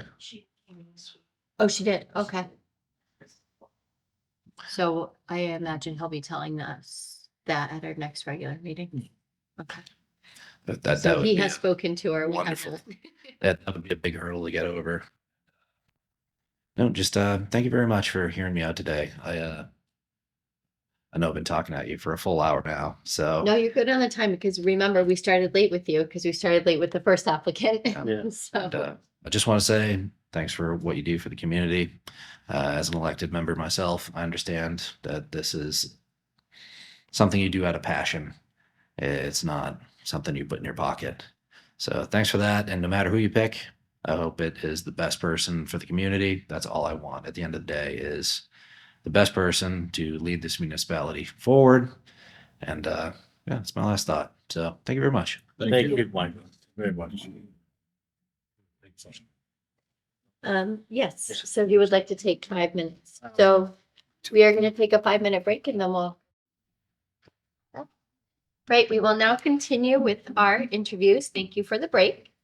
So next up is Scott Butcher. Hello. Evening. Good evening. How are you? Good. How are you today? Good, thank you.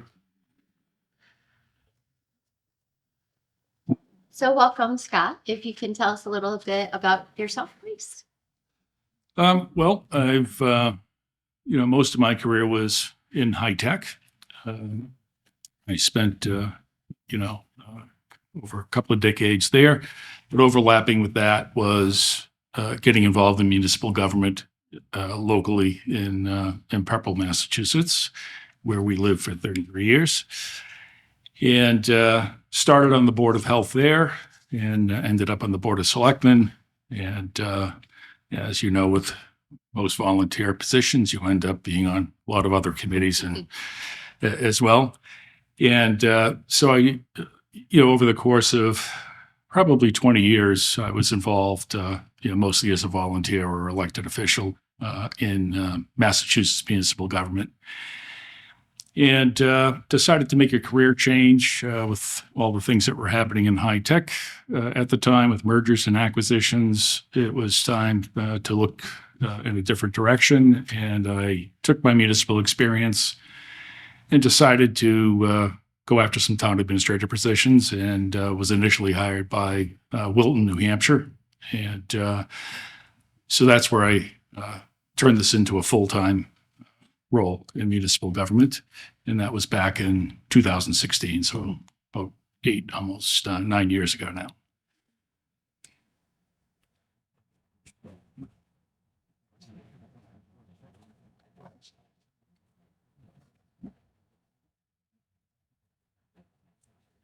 Are you currently the town administrator for Brookline, New Hampshire? No, I left Brookline. Okay. Yeah.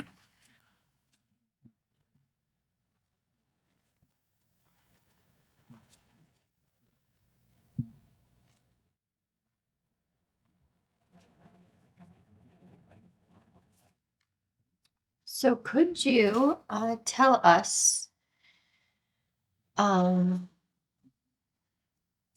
what weaknesses you might have coming into the town of Granby? Weaknesses? Yeah, as far as a town administrator. Well, I think that And strengths, so both. yeah, so for me, I think it would be getting reacquainted with mass general laws after being away from it for a period of time. So, the town government and town meeting format isn't all that different in New Hampshire compared to Massachusetts, but there certainly are differences. And so I think that would be probably the biggest learning curve would be to get reacquainted with mass general laws. Yeah, because looking over not only your cover letter, but your resume, you develop RFPs, you are a project manager for the town hall renovation, which we're currently in right now. Mhm. So performance evaluations, negotiations, grant writing as well. Mhm.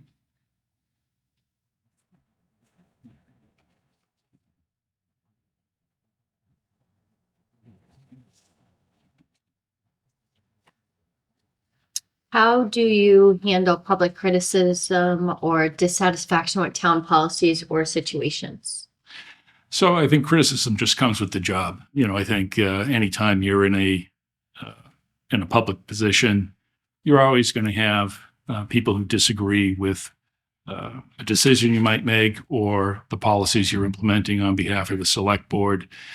And I think that just comes with the territory. I can remember when I was first elected to the Board of Selectmen back in Pepperell, one of my friends on the planning board said, "What are you doing?" He says, because, in that position, you're going to have half the town is going to agree with you and the other half isn't. So you're going to be fighting that all the time. And I think that's just comes with the territory with any public position.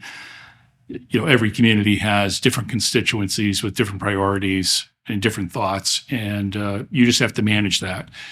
And I think a lot of what we end up doing, honestly, is we're striving to comply with state and federal laws and our local bylaws. And a lot of the decisions are driven by that.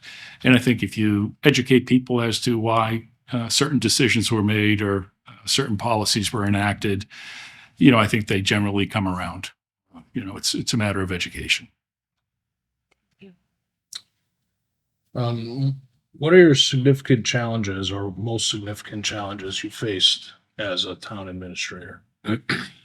Oh, I think the biggest challenge is that you're juggling a lot of different things at once, and that's just, again, the nature of the job. It's what honestly attracts me to the job, because you certainly don't have time to get bored or get stuck in a rut, because you can have your day well planned out. You walk into the office and a phone call, an email, a visit from somebody might change your entire day. And so I think it's the ability to adapt and manage situations, prioritize situations on the fly, and decide where you need to spend your time that day. And I think that's the biggest challenge that any town administrator or town manager has.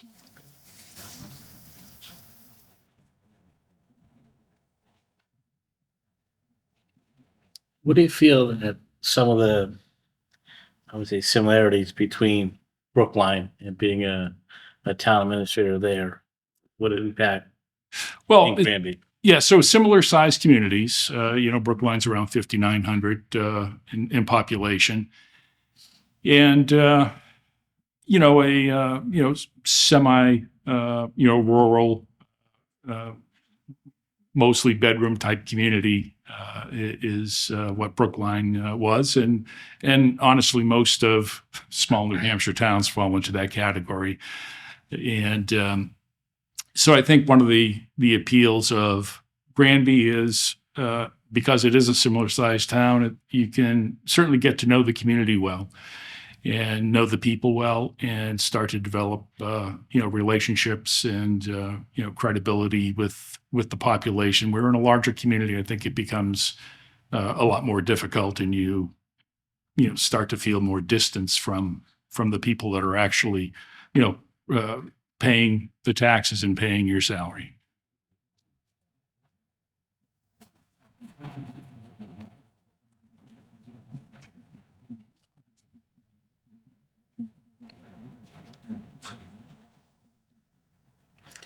Now, the town administrator position in Brookline and New Ipswich. Yep. Are they both full-time? Yes.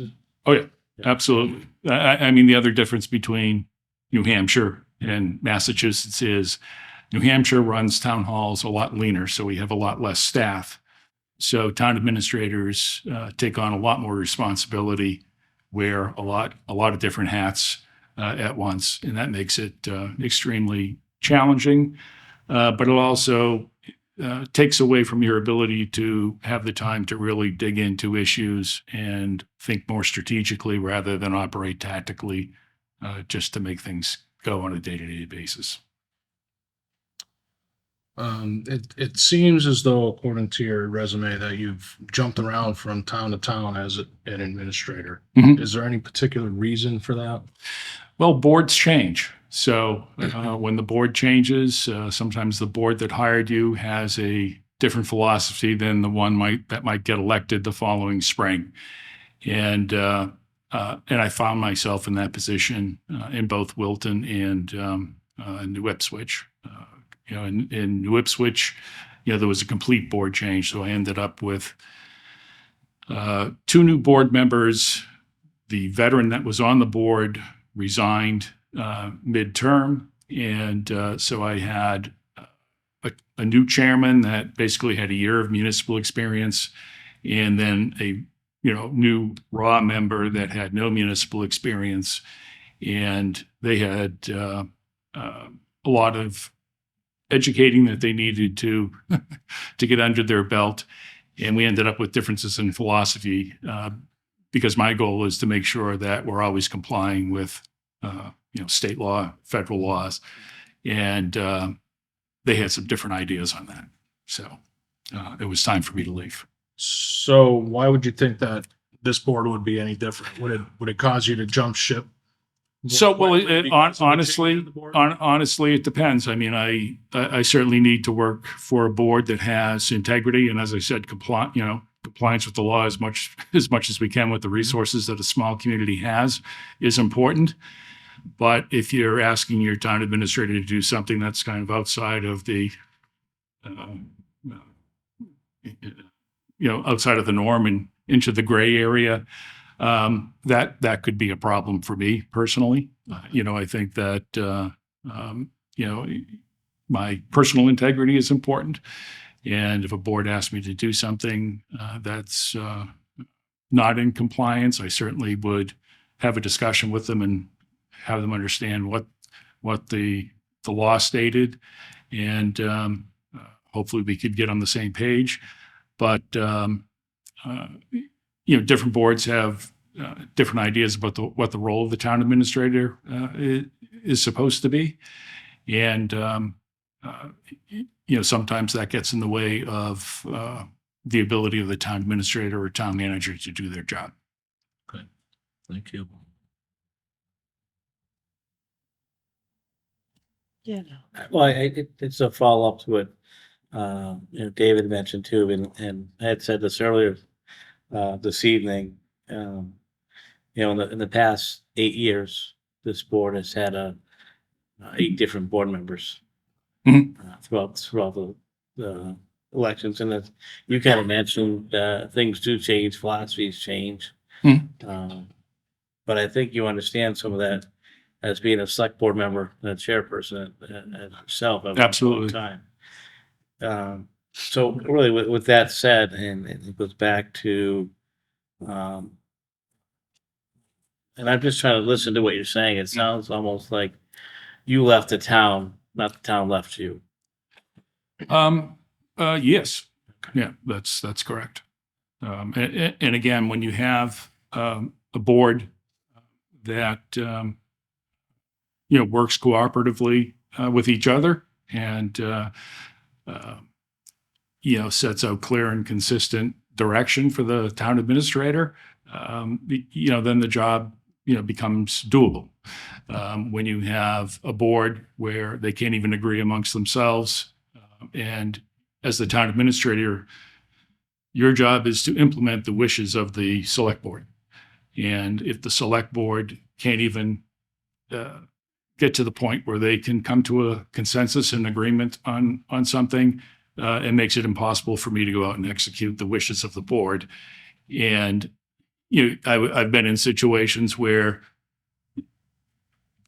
you have an individual board member that will come to you and ask you to do something different than what the overall consensus of the board was.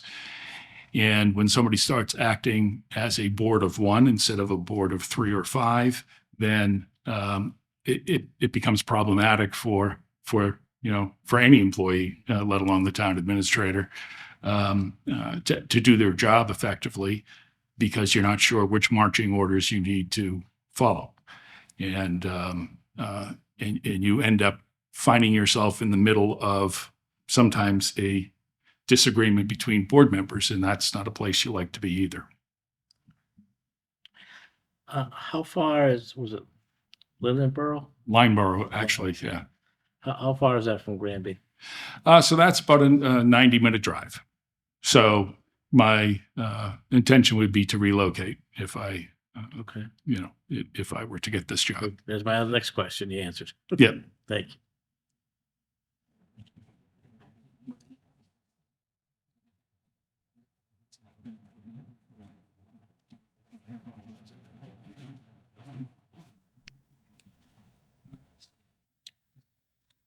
What have been your most significant challenges you faced as a town administrator? Oh, I think honestly, most of the bigger challenges have been, personnel issues. We've had certainly some issues where, disciplining employees and terminating employees in some cases. Those are always, I think, the most difficult things to manage. As a town administrator, your role is really risk mitigation for the community. So you're trying to keep the community out of court. So I think the way you deal with those issues is, is always sensitive. And, there's a certain process that you need to follow to make sure that the employee is treated fairly, but at the same time understands that the town is expecting certain performance or certain behaviors. And if they don't comply, that, they do risk termination. And unfortunately, I've been through a few of those, and in every one of the towns I've worked for, and even as a selectman, I've had to deal with a series of those issues. So when they do come up, how do you approach those to handle them and come to a common conclusion? Well, I think that, typically you do some information gathering, depending on what the nature of the, of the problem is, whether it's a performance issue, a harassment issue, a theft issue. I've dealt with all of those types of scenarios, and it's a matter of doing information gathering, and then having a discussion with the select board about what the situation is. And typically, once the initial investigation is done, typically we would engage labor council to get some guidance on how to move forward with a process. If it's a simple disciplinary performance process, you wouldn't need to get necessarily labor council involved. That would be something that the personnel policies would probably outline what the process would be. But if it goes beyond that, and sometimes they do go beyond that, even into criminal investigations, then you want to get labor council involved and make sure you have a very defined, methodical process that you can, bring to a satisfactory conclusion for the town.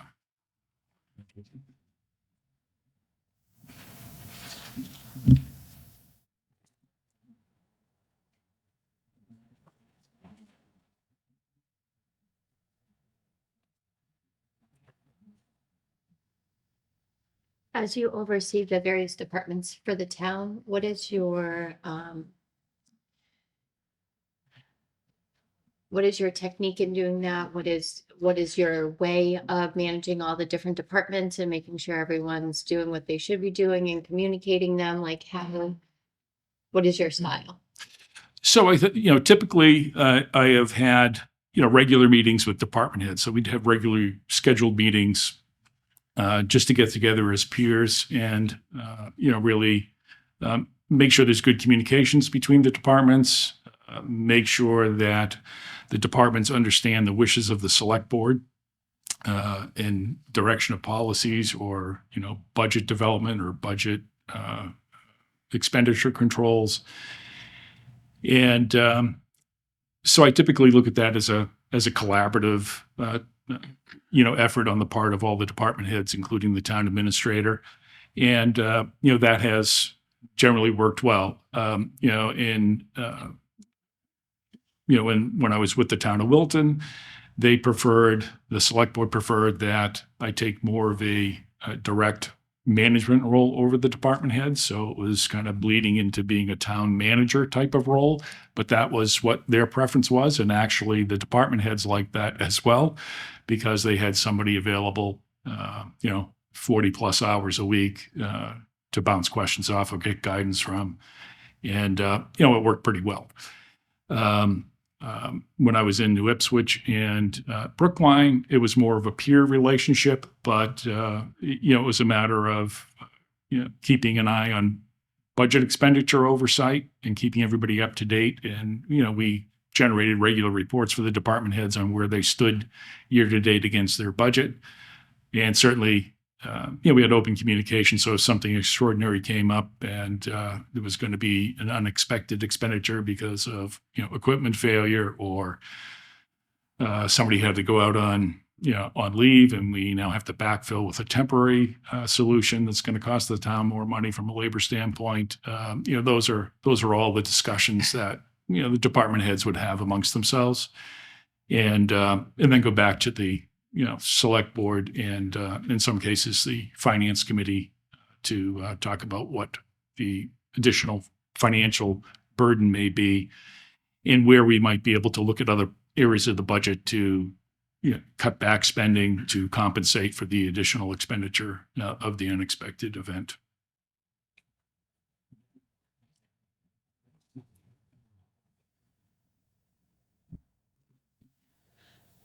Scott, we're similar to a lot of different towns or smaller towns. In Massachusetts, they have a strong chief as a fire chief and a police chief. Have you worked with that type of? Yeah, that's pretty typical for New Hampshire as well. Okay. Yeah.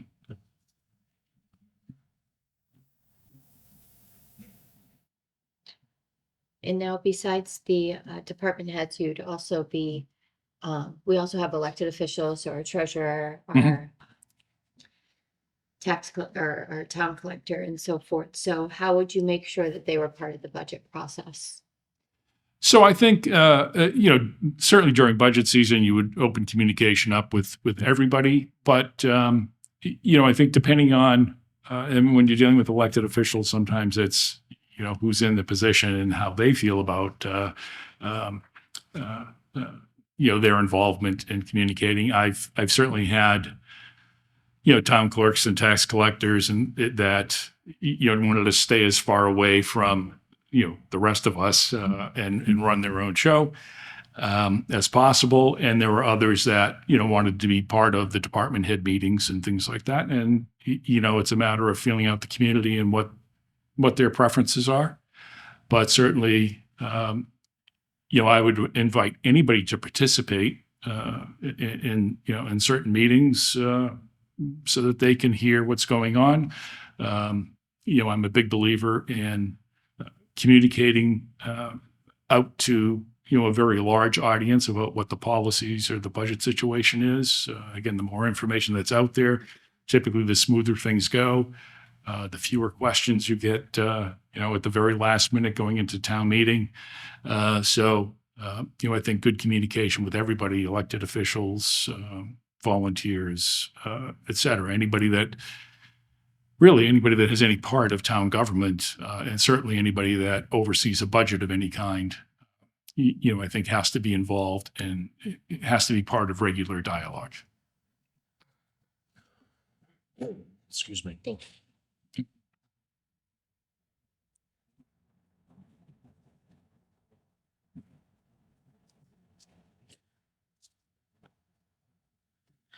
Scott, how do you deal with, Facebook and things like that? I mean, we have, and again, they're not town Facebook pages, but they do pertain to our town. Just sometimes negativity that may come up. That people don't agree with the decisions, whether the select board or town administrator. So honestly, I think it's good to be aware of kind of what the pulse of the community is. I think the risk is that people get genned up on Facebook and sometimes they start putting information out there that isn't accurate, and you want to at least be aware of that so you can take other steps to, kind of correct the record and make sure the correct information is getting out to the community. Because some of those things can become runaway trains, and you don't want that to happen either. So I think you have to be aware of what people are saying, and then counteract that with some good, clear communication on whatever subject matter they're talking about, and try to set the facts straight. And if it really gets elevated, and I've certainly had it elevated in some communities to the point where the select board might decide to actually have sort of a public hearing on the subject just to clear the air and set the record straight as well, if it gets to that point. So I think all of those tools are available to kind of mitigate, misinformation getting out there and perhaps having voters not really understand what's going on or start to become, suspicious. I don't know if that's the right word, but of what town government is doing with their tax money. So those are always concerns. Can you describe your suggestions for finding new sources of revenue to increase monies available to the town projects? Well, I think one thing I've done in every town is, you certainly take a look at, fees that are being charged for certain things. You want to make sure that you're, at least recovering your true costs of delivering certain services. And I think you have to, I think every few years you really have to take a look at the fee structure of, every department that does collect these and really make sure that you're recovering the true cost of delivering those services. And I think the other thing is looking for grant opportunities, state and federal grants. Sometimes there are other local grants or, local planning commissions have grant opportunities. But looking for grant opportunities as a way to, fund certain projects that you may need to get done. And, that again is part of any really local government.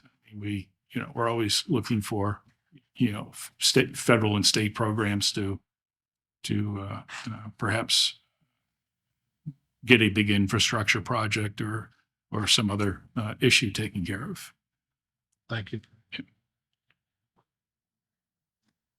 So in this role as the town administrator, you'll wear many hats. What is your approach to staying on top of everything so that nothing gets missed? So I think it's, it's keeping good records, good documentation. I think, again, that's part of the job that I think is most interesting is the ability to be managing many different things and not really being stuck in a rut of any kind. So I think, it's a matter of, staying on top of things, keeping good records, and also, again, it comes back to good communication, keeping the board up to date on what's going on, and recognizing when perhaps you need to delegate some things and find another resource to help you out because things can at times, I experienced that in Brookline. We had so many things going on last year that there was a lot for one person to deal with. Have you ever in your roles had an assistant? Never. Yeah. I've had a administrative assistant or executive assistant, but again, like the town administrator, they also typically wore multiple hats. So they weren't necessarily dedicated to supporting just the select board's office. Right. Yeah. Same here. Yeah. Many hats.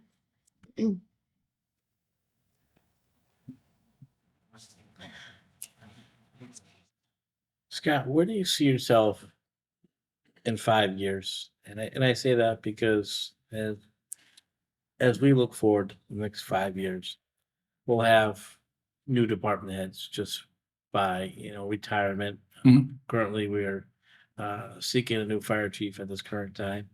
So we know the next 5 years, just really talking to some of our department heads that they may be leaving, they may be retiring. Mhm. So I guess where do you see yourself in 5 years? Well, my goal, honestly, in any of the towns that I've gone to is, I think there is a lot of value to staying in a role for an extended period of time. I think when you have that luxury, you end up with a lot of institutional knowledge that I think is beneficial to the community. And so the longer you can stay in a role, I think the more valuable you become. And honestly, I think you can achieve a higher level of job satisfaction as well, because you can see projects and initiatives that you started through to completion. And municipal government never moves fast, so it takes a long time to start something and actually see it implemented, funded, and you start to reap the benefits of that. So that would be, ultimately the goal for me. I mean, typically I would like to see, the ability to stay in a role for 10 years. I think that allows you to really get to understand the community, and, you build those relationships, you build the credibility, and you become, hopefully a good go-to resource for anybody in the community, whether it's a elected official, a department head, or just a resident. Having a familiar face there for long periods of time, I think, is just beneficial to everybody involved. And I know you mentioned, if you were given the opportunity, to become our town administrator, that you would look at moving Mhm. down towards the state. If that was the case, would you have any like objections if that was part of the agreement? No, I mean, it's not uncommon for towns to, set a timeline on somebody needing to relocate within a certain distance or within the community itself. So that's certainly something we could talk about. Yeah, because I certainly don't want to make a long commute. I did that I commuted into Boston, every day for a lot of years, and I don't want to have to do that again. Good to know. How would you mentor or guide a new department head or another employee experiencing a budgetary or communication problem?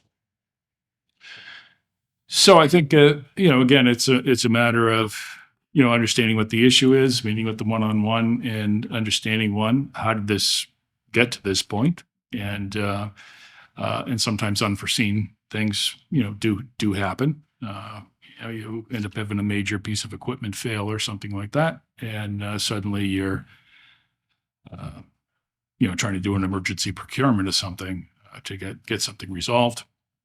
And so I think it's really sitting with a department head or whoever it may be, and really getting a full understanding what the problem is.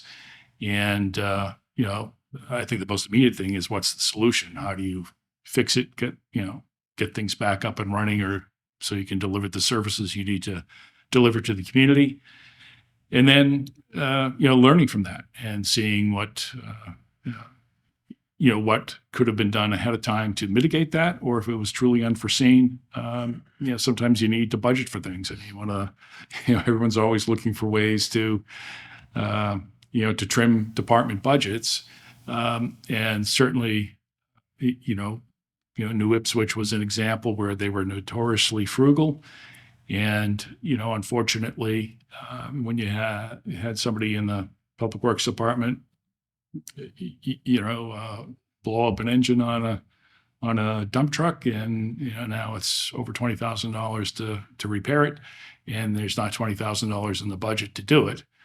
Then you have to go scrambling, looking for other monies elsewhere, to see what you can do to move money around to fix the immediate problem, get the piece of equipment back in service. But that means perhaps deferring some other project that you may have lined up, and because that money is no longer available. So I think those are all things that collectively we would all discuss and figure out what priorities needed to be shifted, and move forward. Thank you. Can you share an example of an initiative that was under your charge that failed, and what you learned from the experience?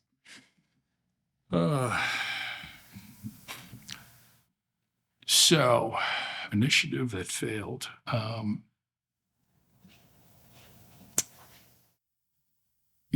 Honestly, I can't think of one off the top of my head. Right. It's not a bad thing. Yeah, I know. No, it's not. I'm just thinking of a project that, might have gone sideways or something like that, but I honestly can't think of one. Or maybe off the top something of my that you tried to implement in the town and it didn't go well, or.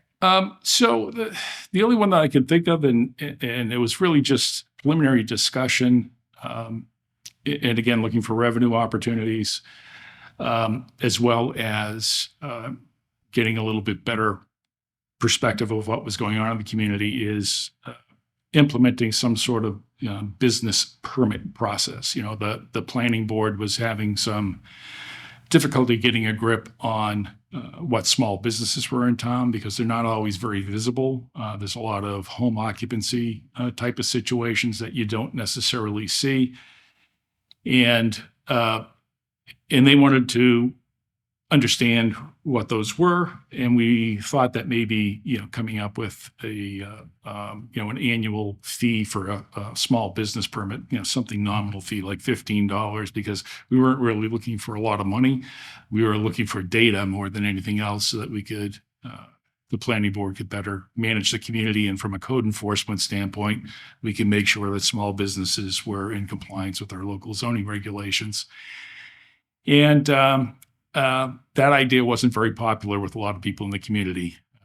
Even though it was going to be a nominal fee, they just felt like it was going to be asking for too much information. And they the live free or die state, they don't really want to give up much information if they don't have to.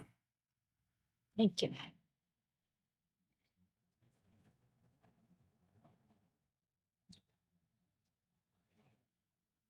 Not any questions. More questions? I think I'm good. All right. Do you have any questions for us? Well, just what do you see as the priorities for the new town administrator? What are maybe the top 5 things that you would like to see a town administrator focus on when they step into the role? Learning the town, the day-to-day operations, how it runs. I think the other thing that stands out to me is communicating, building that relationship with the town employees, with the select board. We rely on the town administrator a lot for knowledge, especially for Mass General Law and procedures, because we are a part-time board. And our term is 3 years. So I am up for re-election this year, and Glenn's 8 years. You said it before, 8 years now on the board, and Dave joined us this year. So those were my top 2, I think, that stand out in my head. Okay. I always tend to lean towards budgetary issues because we have had some problems in the past and a little bit currently that we do manage to work our way through. But it's always a challenge. So we would look to our town administrator to help us get through those challenges. Okay. And I agree with David. I mean, we're in budget season now. In the beginning of January, starting a lot of departments start focusing on their budget. So, and we have a town administrator now that's been with the town 20 plus years, that is now exiting, that has taken a lot of knowledge and experience with him. So I think, and for anybody sitting in these chairs, whether it's us or people in the past, have benefited from that. And I think so, moving forward, and as time goes on, I think too, it's, at least for myself, because this is probably my last term as being a select board member, is that I want to make sure that the next town administrator is able to provide that knowledge and that experience with the future board members, because the board members depend a lot on someone that sits in that seat as a town administrator, because as I said earlier this evening, you come out of the board and most of your first year is kind of going through the water, trying to learn what's going on in town and getting caught up on things that happened in the past that are currently still being dealt with. So that's what I look for, is that person, when that person comes on, is really hitting the ground running. Yeah. I think one of the things that I've typically done is any, new board member is certainly, free to, set up time, with me to kind of understand what the procedures are, what the issues are within town that they need to be brought up to speed on quickly. Could be pending litigation, something like that. So I always would encourage, new board member, and not just the select board, honestly, any elected official that wanted to spend time just to understand how municipal government work. It's to my advantage to bring people up to speed, because once people understand how it all works, it makes life easier for everybody and keeps us all out of hot water. I got one last question I would have too, is that I would suspect that the towns where you were a town administrator, you didn't have an in-house town council. Everything was done. Right. Yeah. I mean, typically, most of those towns, probably spent between $30,000 and $40,000 a year on outside counsel. Brookline, in the last 2 years, we spent $2 million on legal counsel because we were being sued by a developer, as well as we had 3 other smaller cases going on. So, outside counsel, you try to use sparingly. And again, I think the town administrator is supposed to be knowledgeable enough to answer a lot of the general day-to-day questions when it comes to mass general laws and, how town government works or how you would handle a certain situation. But there are times when, you get to a critical point where having outside counsel is important. But typically, the towns I work for, $30,000 to $40,000 a year is what we spent on, mostly just general town council issues, sometimes labor council, unless, we had a major event. But, I think the town administrator should be expected to answer, 80 or 90% of, the questions somebody might have from, mass general laws or procedure type of question.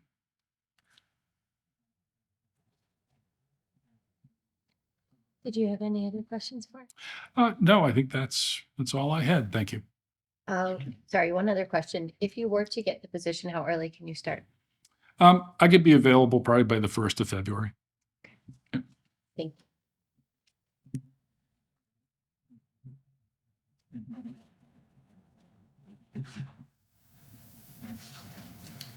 Thank you so much for coming out. Okay, I know thank it's you really for having me. Have a good night, Jim. Too.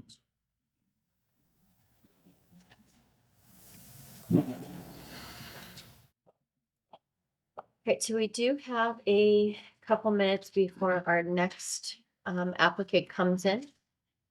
Does anyone mind if we take another? No, I don't mind. Okay.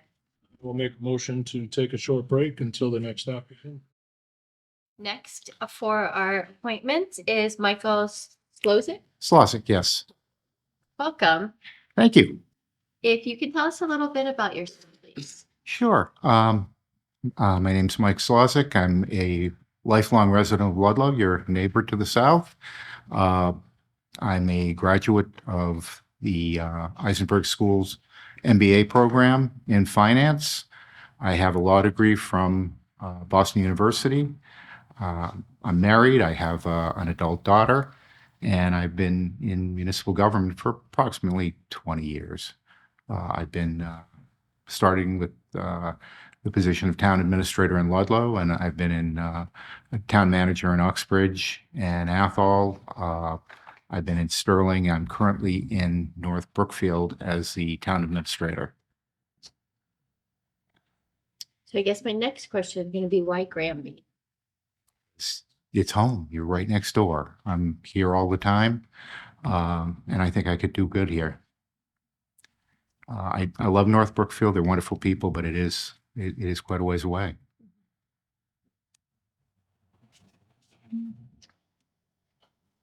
And as a town administrator, you do supervise departments, department heads. I do.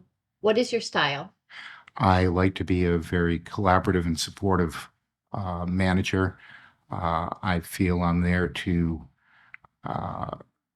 help the department heads achieve their goals and serve the people. Certainly, I have the greatest respect for all of my department heads because they're the subject matter experts.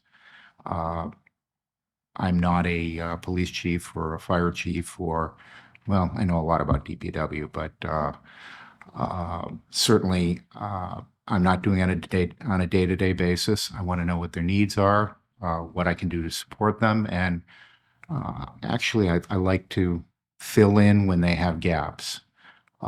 Certainly, I've had people with administrative shortcomings. I've helped them with that, with personnel management issues, and I can fill in there and just um, be available to support them when they need support. Now, that doesn't mean I'm a pushover. I certainly have had disciplinary issues in the past, and it's not my favorite thing, but when it happens, it happens. Thank you.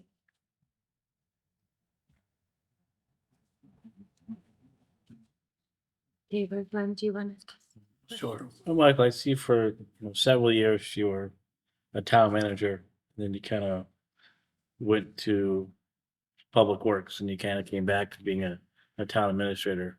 Yes, I was in Sterling, and I will tell you, Sterling is, and it's not a bad thing, was a high needs community in the sense that there were a lot of public involvement and a lot of night meetings.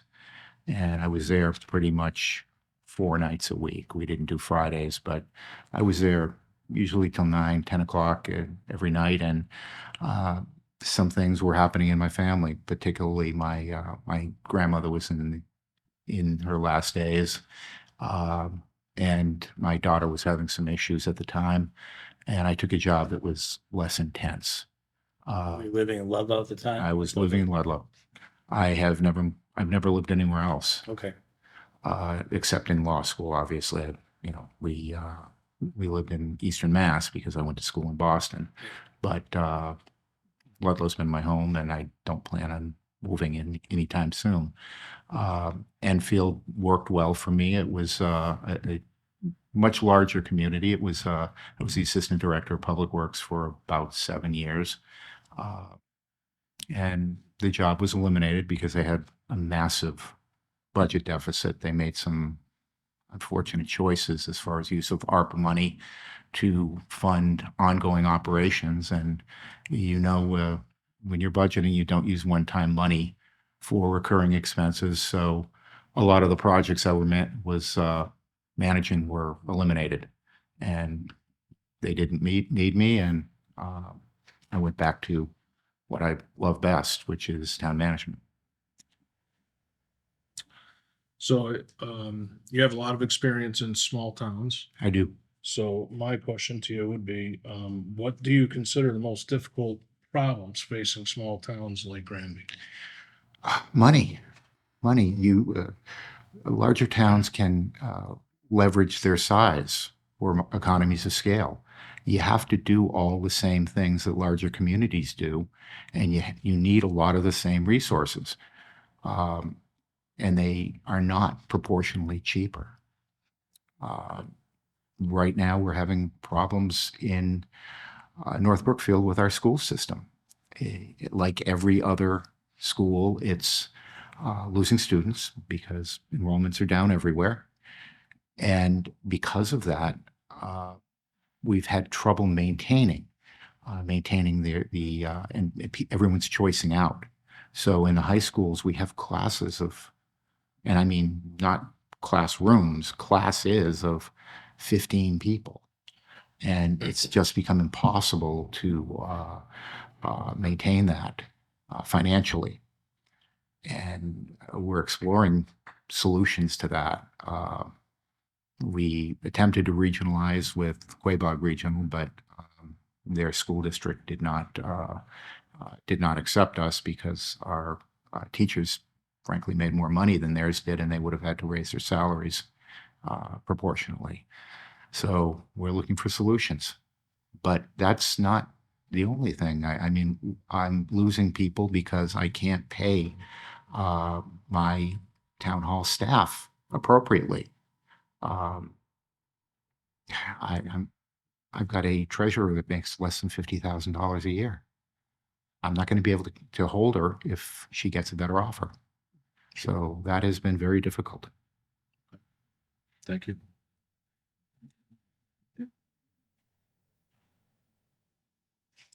Can you tell us how you handle public criticism or dissatisfaction with town policies or situations? Public criticism, I practiced law before I went into public service. I can handle criticism. But I also listen to I thought it was the other way around. what's that? No, The no. public piece and then going into being a lawyer to, the opposite. No, you get a thick skin. But that doesn't mean I don't listen to it, because I don't let it bother me if it's unfounded, and I know it's unfounded. But I also want to, if I think there's something to it, I certainly will address that. And there have been times I have been criticized publicly, and more so, I think, as the moderator in Ludlow, that I've given some people too much latitude, and I've corrected that. So, there's always, well, not always, but frequently, a hint of truth in the criticism, and you need to respect that.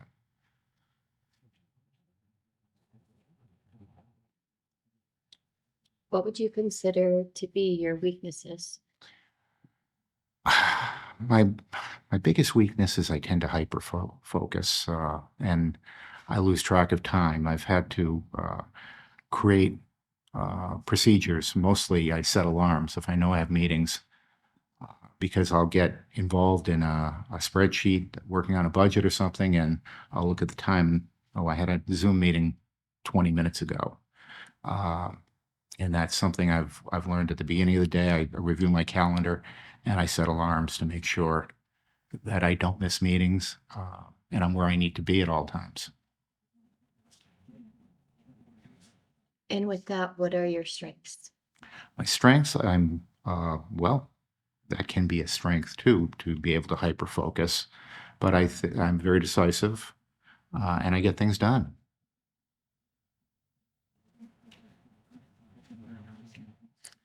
I like to cut through, and you can't always do it in public meetings, but I like to cut through the red tape and get to things. For an example, I was on the committee to build the senior center in Ludlow, and the meetings tended to go on and on and on. And I was the guy that would say, look, we've talked enough. We know where we're going. I'll make the motion to do this, and we'd do it, and we'd move on to the next thing, because things were not progressing that quickly. We knew we were going to build the thing. We narrowed it down to the plot of land where it is now. None of the others had the features that we needed, the proximity to the senior housing, the utilities, and the availability. And still, for meeting after meeting, we kept rehashing the old ones. And I finally said, look, it's time to move on. Let's make a decision and take it to town meeting to acquire the property. And that's what happened. Because if I hadn't done that, I don't know if the building would be there now. We might still be working on it. Thank you. What strategies do you use to engage with community members and ensure their voices are heard? A number of different strategies. I like to get out into the community. I attend meetings, it's probably more meetings than I like to, but that's just the way it is. And I have an open door policy. I've never refused to meet with a citizen if they wanted to talk to me. I make time. But I also engage and get out there at public events and make sure I shake hands and introduce myself and ask them, what are your concerns? Because people can think about things, but they don't always want to express it. But they're happy to tell you if you ask them. Good point.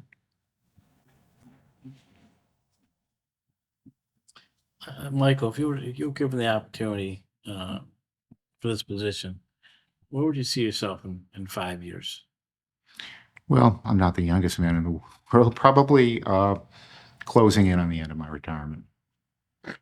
On retirement, I'd be getting close to my full retirement age at that point. So uh, I would probably be interested in a second contract, but probably not a third.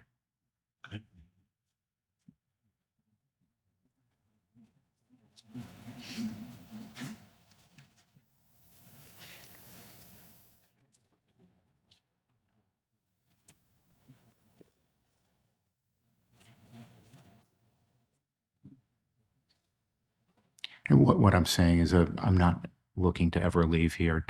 And I'd like to finish my career here. Been at this a long time, and this is a nice place to be. I wouldn't take our silence for, we just, I mean, and I look at your resume, I mean, your resume really speaks for itself. Yeah. Thank you. So it's, for us to kind of, at least for myself, and look at some of the questions I've asked, previous candidates, and it really doesn't apply to you just based on what your resume, has on it. So, I don't want you to take, anything out of our speed, silent for a couple seconds here, trying to think of questions to ask you. So, If you were to get the position, Michael, what's the earliest you could start? I would like to give a reasonable amount of notice. I'd like to give them 4 to 6 weeks. Is that something you could work with? I certainly do not want to leave them in the lurch. I was their first town administrator, and I've been putting procedures in place. I want to make sure that there are whoever replaces me is in a good place and the position is well established. well, with that said, too, let me ask you, Michael, if you were given the opportunity, would there be a way you could maybe start part-time? Absolutely. Okay. Absolutely. We have a town administrator, we have a town administrator assistant that works well. But we do have a town administrator that, in a couple weeks is done. Is done. We like to, look at having someone at least work with that individual for a little bit, if possible, at least to get to know some of the things that where Granby is right now, because there are some challenges that we have right now. I would certainly be open to talking to my current board and asking if I could get a reduced schedule, probably at no pay, and because I do not want to leave them in a bad place. And Understandable. I completely agree with that and understand that, and yeah, it makes sense. It does. So I don't want to get that. I will say though, I'm a quick learner. My first job as a town administrator was in Ludlow. I was a lawyer at the time, and I was active in town politics, and volunteering on various boards. And when it became available, I was invited to apply. And my predecessor had been the executive secretary for many years, and they gave her a number of hours to train me. I think several weeks worth, and I think she only used 8 hours. I got on very quickly.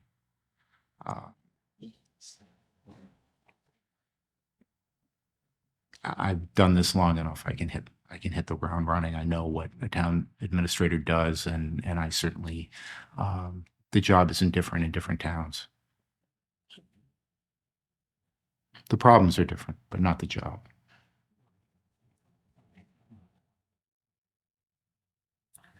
Interesting saying, because I went to a different place. I left somewhere where I was there for 28 years and went to a different agency. And people had asked, I had said, it's new faces, new place, but it's the same business. Yeah. What you're making. I'm going to be applying for the same grants, dealing with, well, not the same public officials, but I know the public officials here. You have Jake, don't We you? have Jake as well. Yep. Jake's I know Jake well. He collected signatures for me when the last time I ran for moderator. So you don't have Aaron, do you? Aaron Saunders is not No, your we rep. don't have Aaron. We have Jake. And Grammy's a little different. Grammy's split up into two different sections. as Well, far as- I know years ago when Tom Petrolati was our state rep for both towns, someone from Granby ran against him on the Republican side, and he got you districted out of his district the next time. So we have one senator and two reps for Granby. who's your? I don't know. Mindy I don't know your reps. Mindy Mindy Dunn and who just got took one. over Dan Dan Carey. Carey. Her. I don't know them. No, I thought Dan Carey was done this month. Dan is done. He's Yeah. of course. So I was gonna say, I'm not sure who replaced him either. Actually, we haven't met them yet. So, but that's who our delegation is. Well, I'll meet them as soon as I can. Great. Can you explain some of your experience with grant writing? If you Yes, I've done been successful. Well, very successful in some places, less so in others, and it really depends on your needs. My first big project is I don't know if you recall the East Street project in Ludlow in the early to mid '90s. We got $1 million a year for 4 years to redo the stretch of East Street from the bridge to the country club. And it looked beautiful for a while. It's sort of degraded a bit, unfortunately. It hasn't been kept up as well as I would have liked. But I was involved in obtaining grants. At that time, because of the dollars involved, we had a consultant, but smaller grants I write myself, and I've been pretty successful. One of my proudest moments was when we were having a real issue with the budget in Athol, in the time I was in Athol. And I was going to have to do some furloughs, but I found out about a grant from DESE for towns that had large increases in their regional school budgets. And I applied for that. And it was unrestricted. It didn't have to be used for schools. And I got $50,000 because I was the only person in the state that had applied for it. So that really pulled me out. Currently, I'm applying for a number of grants. We got a development grant downtown, and I'm going for a second round. We've done streetscape sidewalks with them because North Brookfield's roads are in atrocious condition and the sidewalks are in atrocious condition.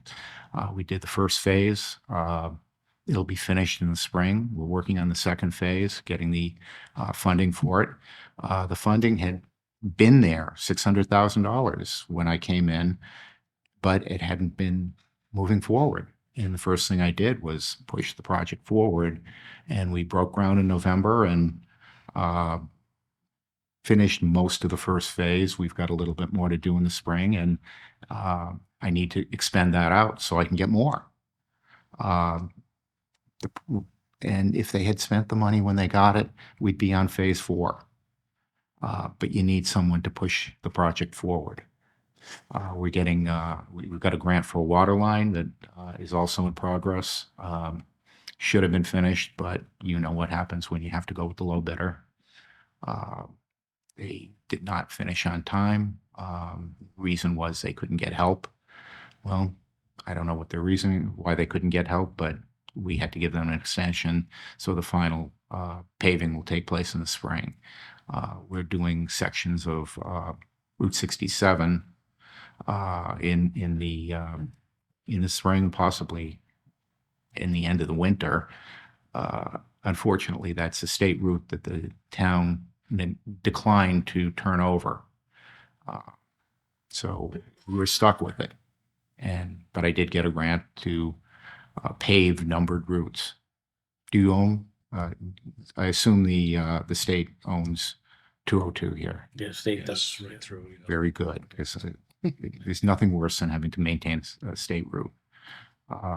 I saw that, I looked at your road miles. You've got 68 total, but 10 of them are not town maintained. Is that correct? I'm not sure on the exact mileage, but there are some in town that are not maintained by the town, yes.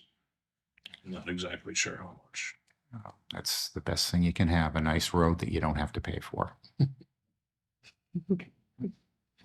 So I work on grants, whatever kind I can get. I mean, I'd rather get the money from the state or the feds if I can. I've contacted Richie Neal's office.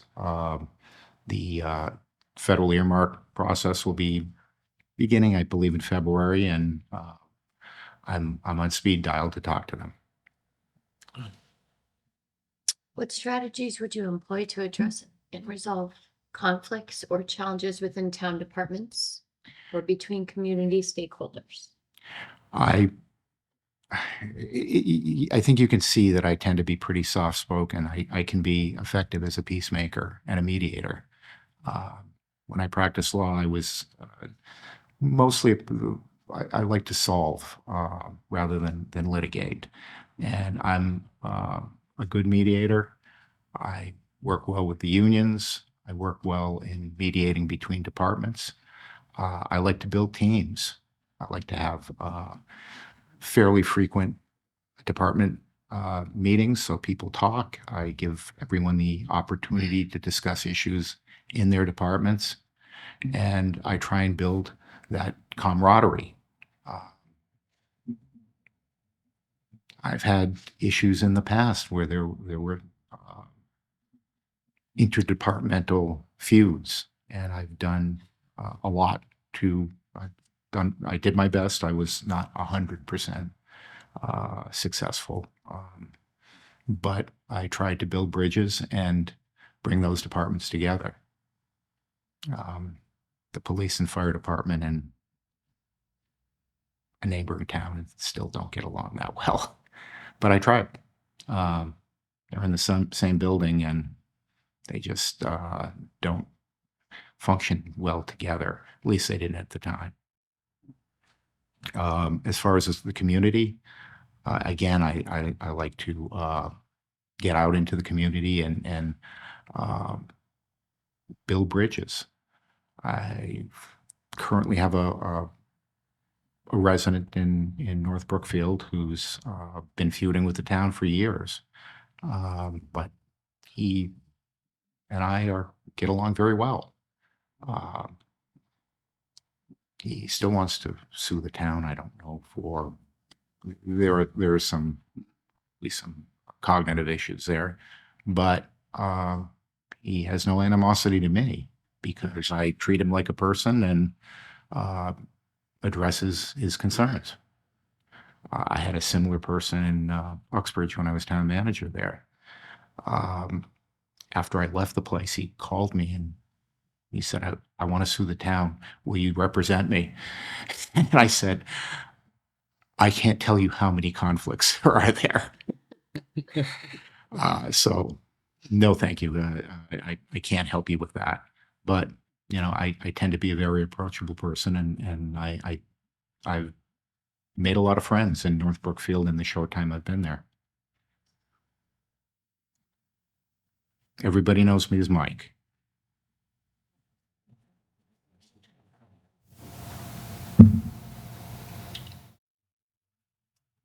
I don't have anything else. I would like to ask one more. So if you were to spend the balance of your career here, where would you, or what do you think you can do to help move the town? Well, I've looked at your financials. I think your budget process could be tightened up a little bit. I noticed you are taxing to levy, but there are other things that are a little loose that maybe could allow you to ease off on that. For example, you don't do a good job at projecting other local revenues. You've historically under forecast those, which leads you to get a lot of free cash at the end, and you use all the free cash. which I like to have a tight budget, and I think it could be tightened up a bit. I think you need some economic development. I drive through town all the time, 3 or 4 times a week. And by saying that, I drive through town too much. I don't stop and I don't drive to town nearly as much as I drive through town. I'm going through to go to Amherst to go shopping there, or I'm going to South Hadley to the theater or to Johnny's. You need to have businesses here that draw people. And when you have, we go to Cindy's all the time in the summer because it's there. But you don't have a lot of good restaurants. I'd like to encourage that. That was the situation I was in Athol. Beautiful little town, charming little town. No reason to go there. Now, I'm not saying there's no reason to come here, but there was no reason to go there.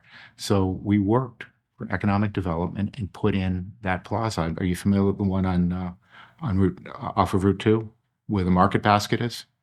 Oh, yes. Took a lot of work at that, dealing with market basket and putting in the infrastructure because there was no water there. We had to figure out how to pay to put a $3 million water line in to develop that plaza. We did it with a business improvement district. We got all the infrastructure in, and it could be a little more developed now. COVID tended to retard the development. Where the Hobby Lobby is the rest of that plaza is unfinished because things kind of halted when COVID came in. But certainly there's a lot there that wasn't there before.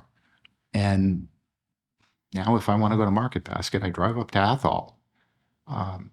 Who else? What reason was there before to drive to Athol? Right. I want to find reasons for people to stop here. Yeah, you have some things. You've got a CVS, but everybody's got a CVS. There's some unique features and draw people here to stay here, not to drive through. You make it sound easy, but It's not easy. We also have, water and sewer that stops here. So that's a big thing for us to try and move forward. And I'm working on that now in North Brookfield. There's a section of road that we have an area we want to develop into retail and maybe offices also, but we want to develop it. But there's no water and sewer there. So you're And familiar with, I'm looking at extending our water and sewer lines down there, and it's going to be a lot of money. But at least get the plans on the table, figure out how much money it is until have the plans and you don't know if you can afford it or not. And once you have it, you start looking for the money. Again, Congressman Neal, can you give us an earmark? We want to create some infrastructure and develop the area. thank you. Mike, to follow up on that. Call you Mike now because you said it. Sure. But you Mike. And I've been a resident of Granby for the past, 29, almost 30 years now. And, I've seen Granby change throughout the years. But also I've been a member of the select board here for 8 years, as well as on the planning board for 5 years. And business development always sounds great. But what I also hear from a lot of residents that live in Granby, they like the small town charm. They like the life of. They feel that the farming and things like that, and what Granby has, and that's some of the reasons why they move here, because there's not a big Y next to them. Well, you can do both. Look at Hadley.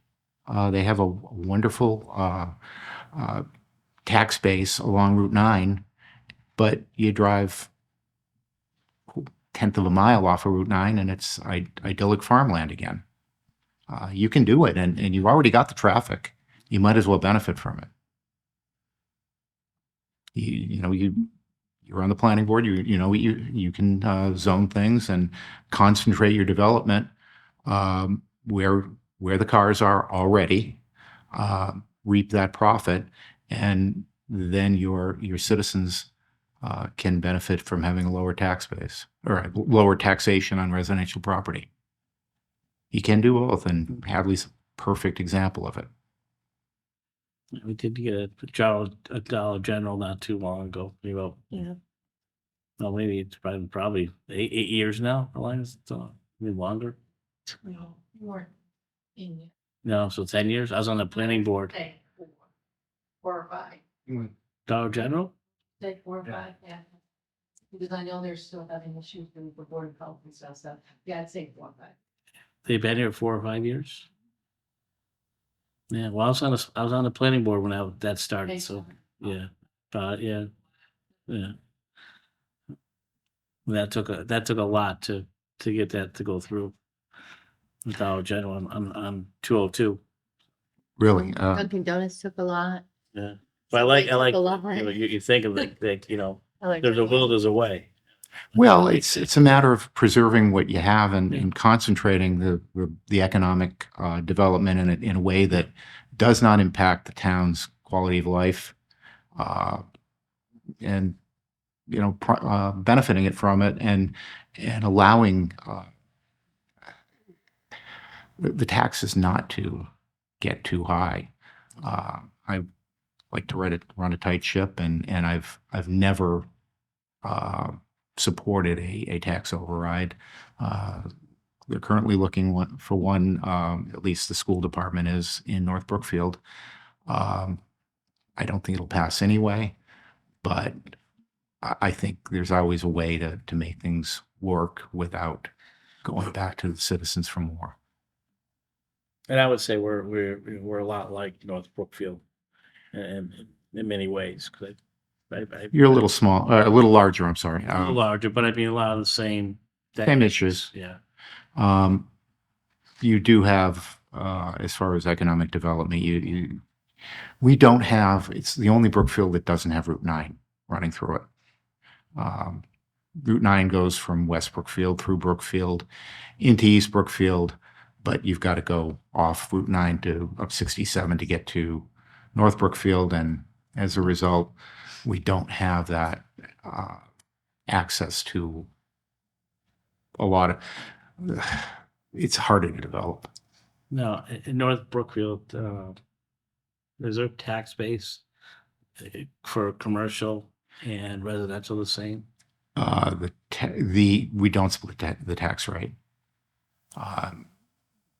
We don't have a lot of development. The only really large industry is Vibram. Are you familiar with Vibram? They make boot soles for the military and for hiking boots. They're pretty high-end footwear. But North Brookfield has the American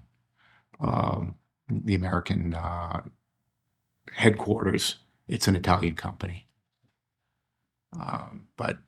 And I work very closely with them because I want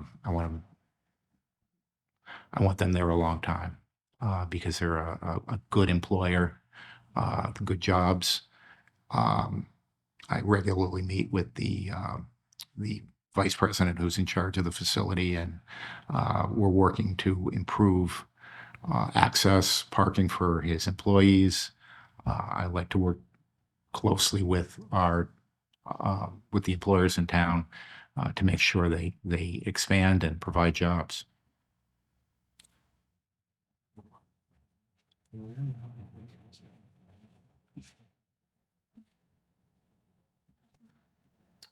I don't think I have any more questions. I don't have any more. Do you have any questions for us? Well, tell me what are the major projects on the drawing board right now?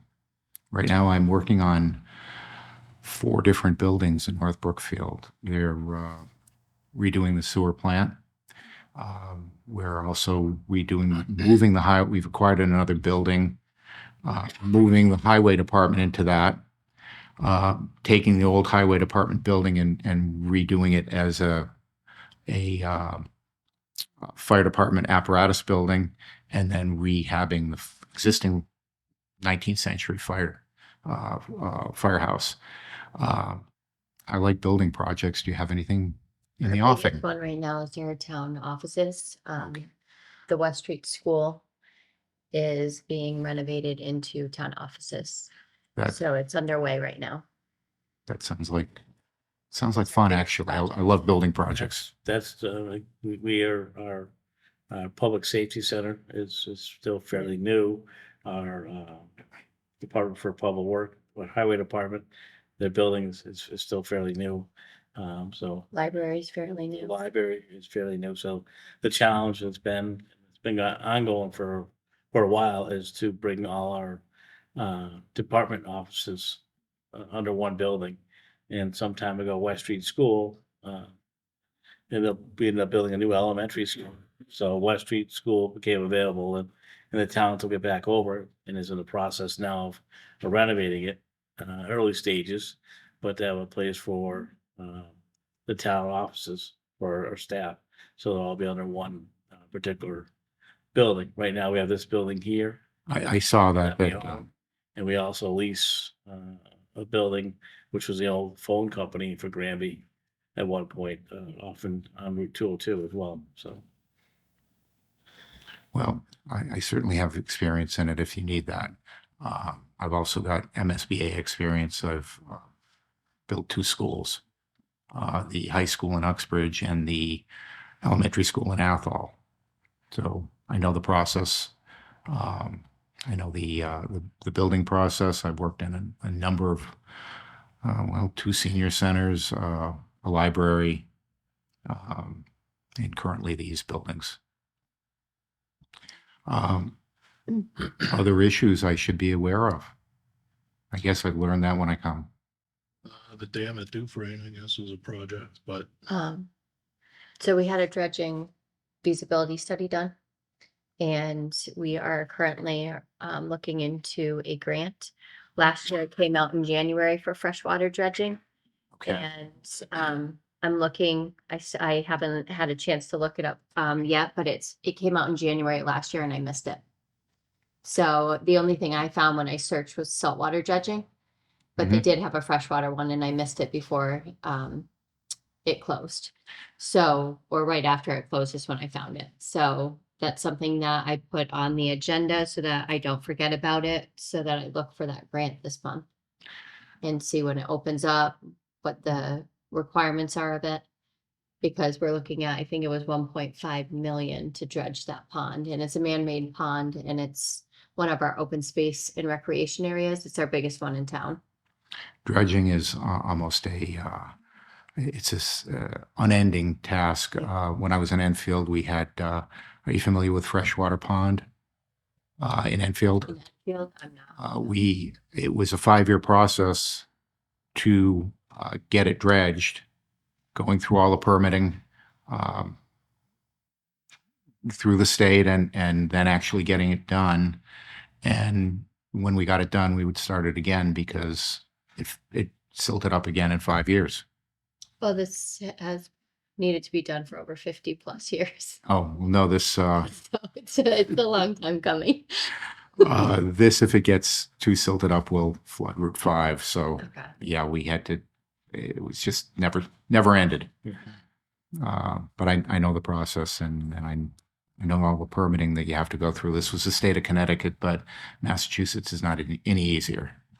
And Forge Pond also, the dam is, we have a gentleman, Leonard, not Leonard, Leonard, working on it. And he got an extension for the first phase of it, which he should have done before June. And then once the second phase comes out, we'll be able to get the funding for it through DOR, right? So that would be the other project that we're working on. I'm trying to think. we're in the process of hiring a new fire chief. Yeah. I read that, We have yes. an interim at this point, and then we're gonna start hopefully next couple of weeks.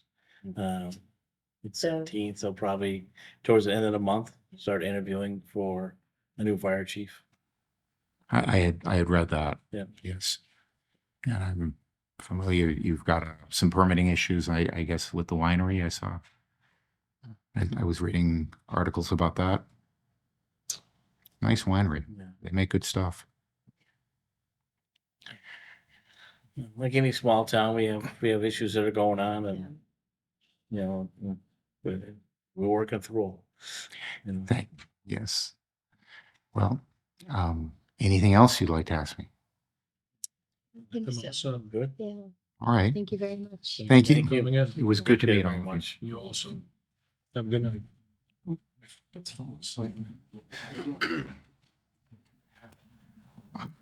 You okay? Wait, no, wakes up. Yeah, that's okay. It's embarrassing. Is it awake? No. Okay. Blame it on the cold. Thank you for coming in. Good to meet you. Thank you.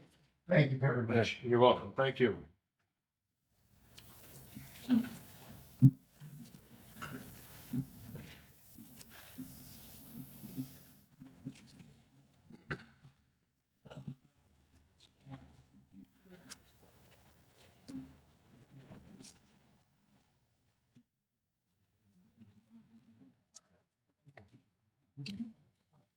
So we had a lot of great applicants tonight. I am not prepared to make my decision tonight. I don't know how you guys are feeling. But I think I need to go home and just take this all in. This is a lot of information from all of the candidates. I agree, and I made a lot of notes that I will go back through and reread to refresh my memory again. And make a decision on a further point in time. How are you feeling? I agree with you too. That it's got a lot of good candidates, a lot of information. Now we can sit down and process it, but yeah. Okay, so our meeting will be on Monday. We have an executive session first at 4:45. And then we also have at 5:45, right, is when we will deliberate or discuss the next town administrator. Very good. Sounds good. Perfect. So I will entertain a motion to adjourn the meeting. I will make a motion to adjourn the meeting. I'll second. Any further discussion? No discussion. All in favor? Aye. Thank you.